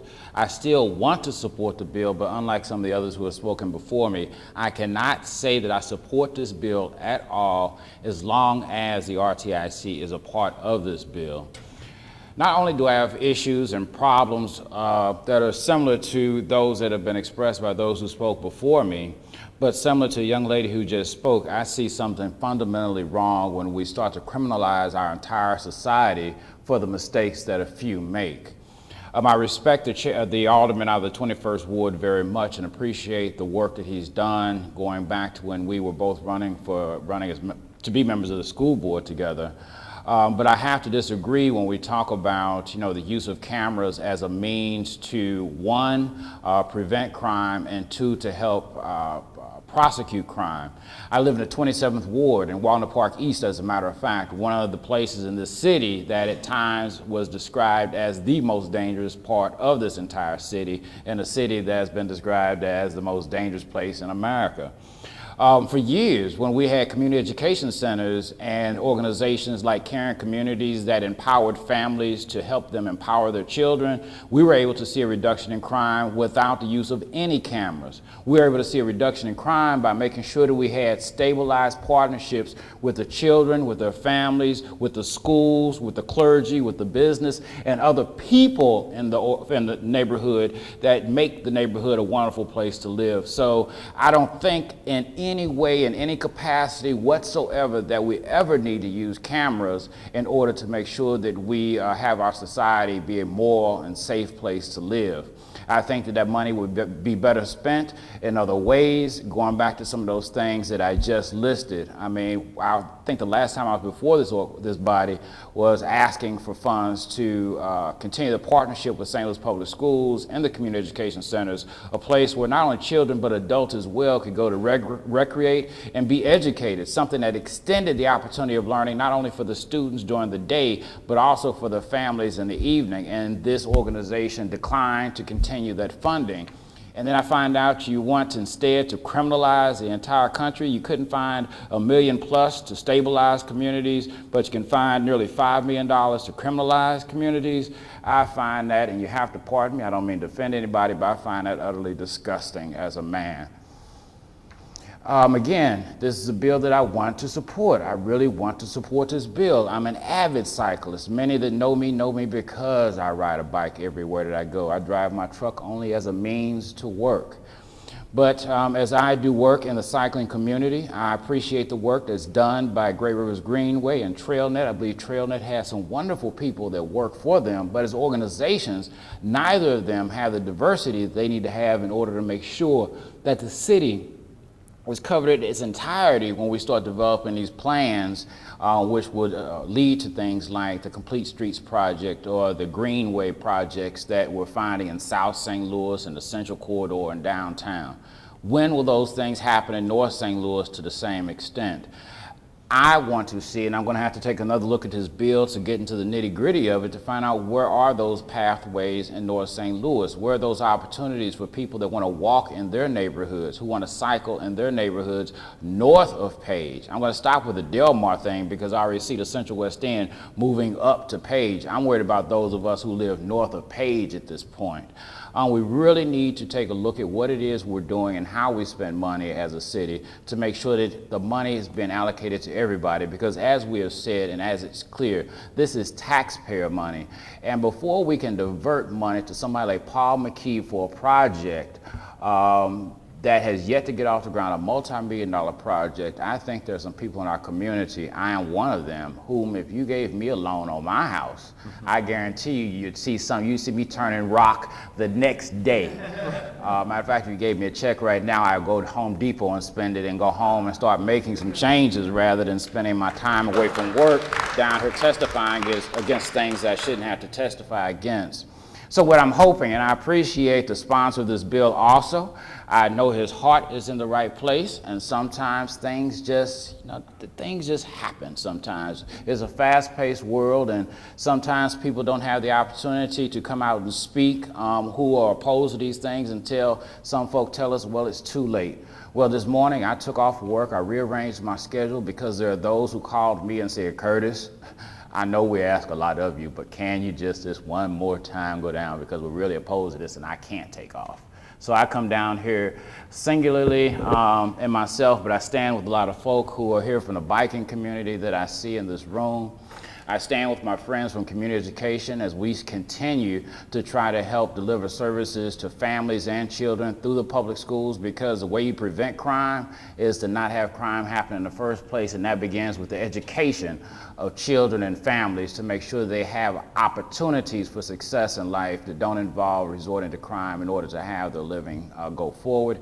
And I do want to say that when this RTI piece is taken out, this real-time intelligence center, non-intelligence center is what I would call it, is taken out of the bill. And when we can see some more diversity among the staff and the board at TrailNet and Great Rivers Greenway, then I'll be glad to come out and say, yes, City of St. Louis, my friends and family, this is a ordinance that needs to pass. This is something that we need. This is a bond issue. This is the resources that we need in the city. And again, I thank you all for all your hard work, because I know each one of you and I know your heart's in the right place. And I think this is just something that kind of sort of happened, but it's not too late to change it. Thank you very much. Thank you. Thank you. So the comment, Alderman French? Sure. So one thing is, I believe that in the latest version here of the bill, the question is separated. So in the latest version, it would be a separate proposition from the rest of the numbers. Gaining my support. You're gaining my support. Okay. And two, so this isn't my bill. So and I am not a proponent or this isn't my idea about the real-time intelligence center. I've got a lot of concerns about the way that's going to be implemented, especially starting with the cost. I know it does not cost $6 million to do, at least on a smaller scale, what could be done for much less. So I'm not sure how they're going to spend that entire $6 million. So I just want to say that. I appreciate you again, sir. Thank you. Alderwoman Florida. Right. Thank you, Curtis. I agree with you that it's frustrating when we're not able to identify funds for CEC, because I think that was that is something that has value. That's not in this bill either. I mean, we've got $19 million for small business loans, and $10 million going to CDA and Health and Human Services, but there's not anything in here for CEC, and I do see that as a big frustration. And I wanted to point out, too, that it does separate, the committee substitute separates the real-time investigative center. That's not before us, so I'm hearing that seems to be an issue. When I go to the neighborhoods, though, I'm going to tell you the truth. They want cameras. They want them everywhere. They want them in the alleys. So, I don't know why. I'm really interested in seeing whether cameras really do reduce crime. I'd like to see the data on that.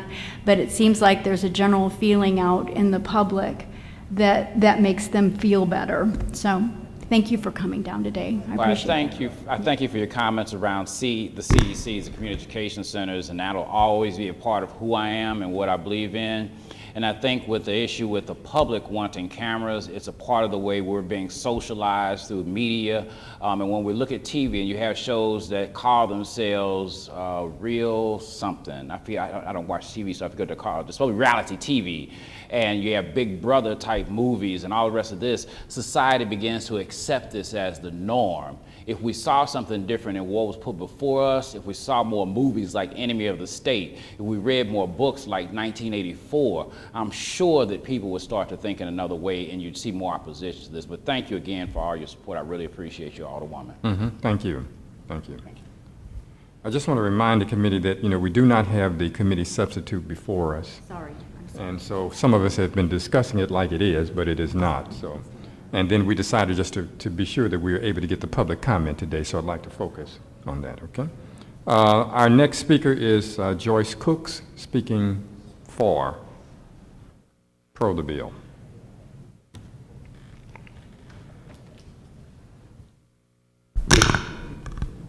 Yes, my name is Joyce Cooks, and I live in the 5th Ward. I got a little confused as where to put my name, but it's not not exactly. I'm here today because I'm really concerned about what is going on in the 3rd and the 5th Ward. Paul McKee says he has 75% of the properties and that he would like for the neighbors to stay. But now he's saying he wants the other 25, and any elementary school child knows that 75 and 25 equals 100%. So that means he wants me and my neighbor who spoke earlier today out of our ward. She's saying she doesn't think she'll be there in the end, but that's what he's saying. If he wants 100%, then he wants me off of my property, and I don't concur with that. I would love to see development in our ward, but I don't think this $29 million should be given to Paul McKee. He has already gotten TIF money, and I don't think he should be double dipping. And furthermore, I just think that we're going at this city the wrong way. I'm an artist. I'm not an architect, but I love beautiful buildings, and we're tearing down too much. And he is coming to my neighborhood, and the houses that were there left, they're crumbling and falling to the ground. If people in this city could see what is happening in the 3rd and the 5th Ward of people whose homes he bought, and they're just letting them crumble to the ground, it saddens my heart. I don't know why we don't come up with a plan to put these people who are tearing down the houses, setting them on fire, give them some kind of, they need jobs. They need jobs. People need jobs. If we could develop some way to give people a chance, apprenticeships to learn how to build things and fix things and go around these houses in this city and fix them, not tear them down. These people need jobs, and the only way you can stop all this destruction in the city is to teach the people how to build it up. We need to fix these buildings. Instead of every time you see them, they're tearing another building down in this city.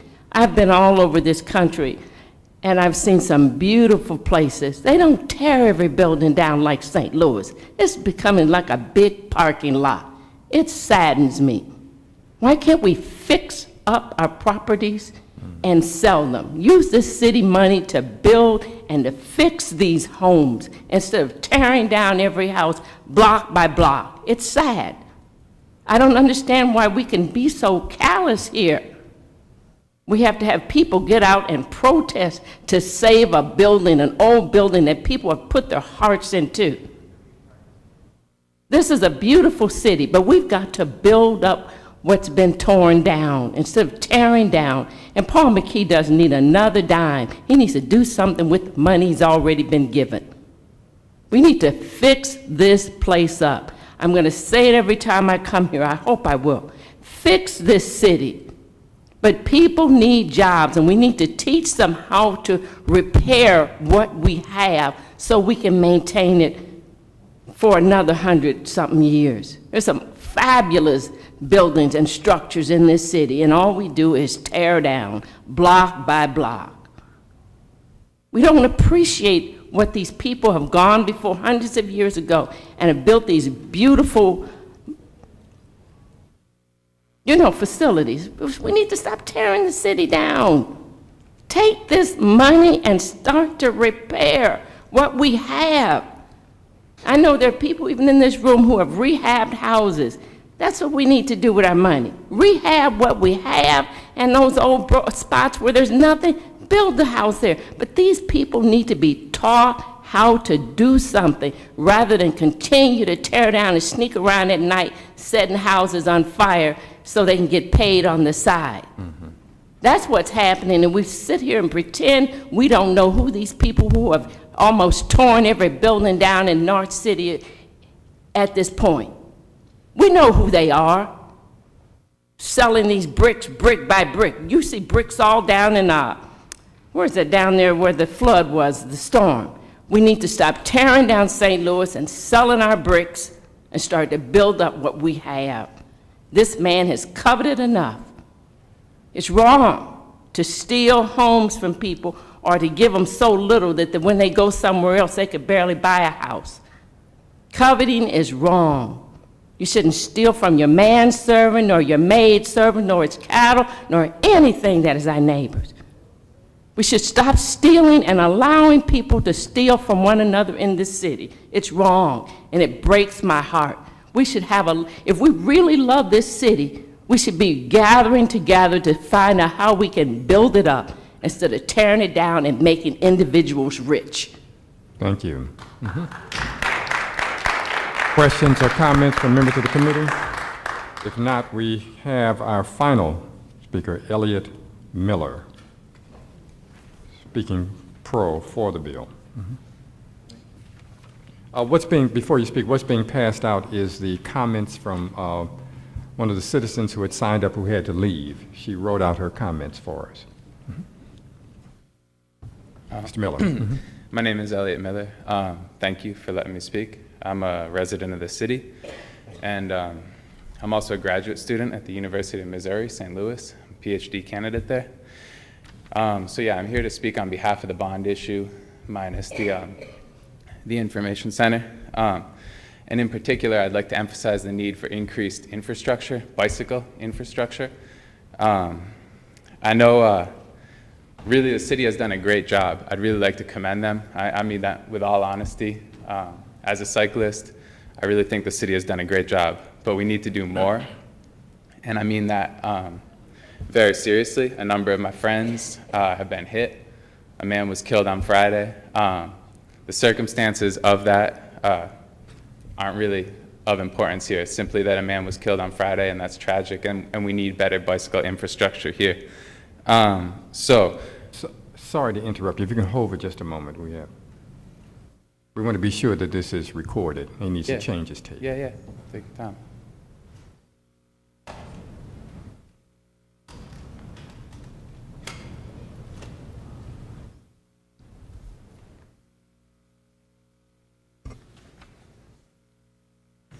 Thank you. You can continue. All right, thanks. So again, I just want to thank the city for what a good job they've done, but we do need to do more. And we need to think about a more cohesive cycling network and cost-effective ways of accomplishing this. So for instance, Rhonda Smythe advocated hiring this coordinator. I think that's a fantastic idea. We need somebody there paying attention to cyclist needs. Also, we need to think about better, well-designed bike lanes rather than just simply painting lines on every street or many streets and go, hey, there's a bike lane there, because this is not a bike lane. We need well-designed networks. There are no north-south routes that any smart person would ride on in the city. You can paint the bike lane and say this lane is shared, but when you've got drivers coming up behind you at 45 miles an hour honking, it's not safe, right? So we need a well-planned, cohesive network, and we need to think about ways to do that in a cost-effective way rather than simply just painting everywhere. So I think that there are a number of really good ideas laid out in this bond issue, and I'm just here to support those ideas and sort of furthering other ideas like that. And that's my main point. I just add personal note that I sold my car around 3 years ago. So I do all my transport in the city either by bike or by train. So on the one hand, you can see that as sort of like a glowing endorsement of our transportation system. And I'll say that, But on the other hand, you can say that I'm a really good spokesperson for our transportation system. And I'd just like to say we do need to do more. There's a number of places in the city where every day, fear for my life, and that's kind of silly. It doesn't need to be that way, just because I get on a bike and bike to work. So thank you, that's all. Okay, thank you. Are there any questions or comments from members of the committee? Seeing none, thank you very much. That completes our list of individuals who signed up to speak today. We'd like to thank everyone for your comments. We'll bring the sponsor back up to say a few closing words before we end our meeting today. Yes, I'd first just like to thank each and every one of the members of the residents that showed up to speak today. Let's give them a round of applause and thank them for coming. And just make a couple things in closing. The members of the committee, you guys just had an opportunity to hear what we've heard over the last couple months talking to residents all over the city of St. Louis. But I want to make sure that we clarify a couple things. I know the Alderwoman from the 15th commended Mr. Royston on his work with the community education centers, and as Mr. Royston knows, I've worked with him on the community education centers, did the bike to school, walk to school programs and everything with him, and also worked to put the money in place every year. I'm glad to hear that the Alderwoman from the 15th is finally on board and understands the importance of the community education centers, because back when we were working to put the money in place for the community education centers, one of the biggest advocates for not transferring money over there was the Alderman from the 15th. But I imagine across the next few months, we're going to see her taking more aggressive positions and doing some of these things that are important to the community.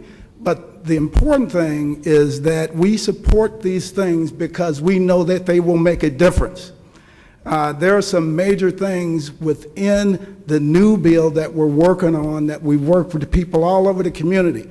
Because as we do some of the housekeeping things that we need to do to keep the water from leaking through the roof of the city hall and other city-owned buildings, at the same time, we need to do things to stabilize the communities all across the city. We need to do things to address the crime rate within our city.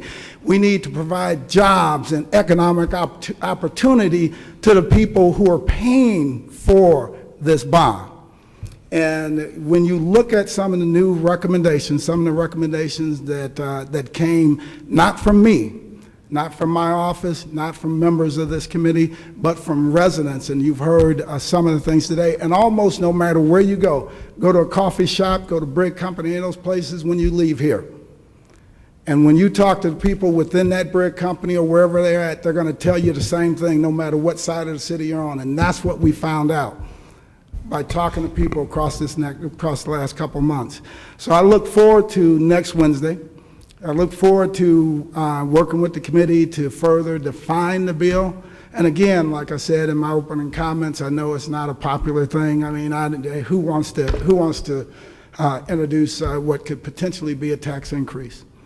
But what makes it palatable, what makes it work, is that at the end of the day, we've made people's lives better, which is going to require some work, which is going to require breaking outside of the box, which requires letting go of what has long been the norm, where all we do is patch the roof in City Hall buildings and a couple of other things like that and call it quits. We're going to have to go beyond that. And they're doing it all across America, and we could do it here in the city of St. Louis, but it's going to require us showing up, it's going to require us voting on these things and taking a stand on them, and not letting people play politics on them. And that's what it's going to require to get this thing done. And it's going to start here in this committee. You've heard from some of the people here. There's thousands more like them all across the city that is going to tell you the exact same thing. And I know I've been out there last couple months with this issue, talking to small groups, big groups, and the themes are exactly the same across them, not because of any affiliation with a group or anything like that. So again, I thank you for the time today. I look forward to next Wednesday and having an opportunity to bring the board bill back. I know, Curtis, I have not had an opportunity to go through the items with you, but if you look at items J through O, those are some of the items that I know a lot of your friends and my friends and the cycling community and all over have thought were good things. I mean, you'll find things in there that'll work for not just the communities that you operate in, but for youth and everybody else across the city within the framework of the law, within the framework of what we can do with a general obligation bond. And I think Dr. Griffin summed it up very well. When you look at addressing the public safety issues within our city, it takes the court systems working. It takes jobs and economic opportunity for these families. It takes investing in their community, stabilizing buildings. I mean, all of those things have to come into play. So, you know, what you see here is as best as we can, you know, that's the best that we can do, we could have done in the time we had to, you know, comfortably project that. But we have a few more days now, so all of us are going to be working some more. If any of you have any ideas, you want to put something in it, you want to get more involved in it, let's do it, because we have some time to do it. This is a 15, 20-year deal, so now's the time to put a stamp on it. Thank you so much. Next week we have a full board meeting on Thursday. Yes. Okay. And you and I, we can get together on the date for the meeting next week. We just need as much time as possible, coordinating with, you know, the comptroller, the mayor, other people that are, you know, business interests. There's a ton of people that have been looking at this. And one of the things I failed to mention, what the business community has told me beyond a shadow of a doubt is that if we do not take this opportunity, because it doesn't come on too often, to really do some things in it that are going to bring some true economic impact to the city and create some jobs, it's a huge missed opportunity that'll take more than the 15, 20 years to make up. So you know, some of those things are the other thing is that, you know, it helps the committee to have, we're having a committee substitute to have it in, you know, so we can get a chance to see it before the meeting date. Yeah. So my only concern is, does Wednesday give you enough time for all of that, for all of the discussions you need to have, plus for the committee to get it before the meeting? Yeah, the only problem with, if we pass up next week, we're going to be in trouble, because at this point, we will have to suspend the rules to do it. So. Okay, we can talk on that some more. Okay. All right, with that then, that basically adjourns our meeting for the day. We'd like to thank everyone for coming.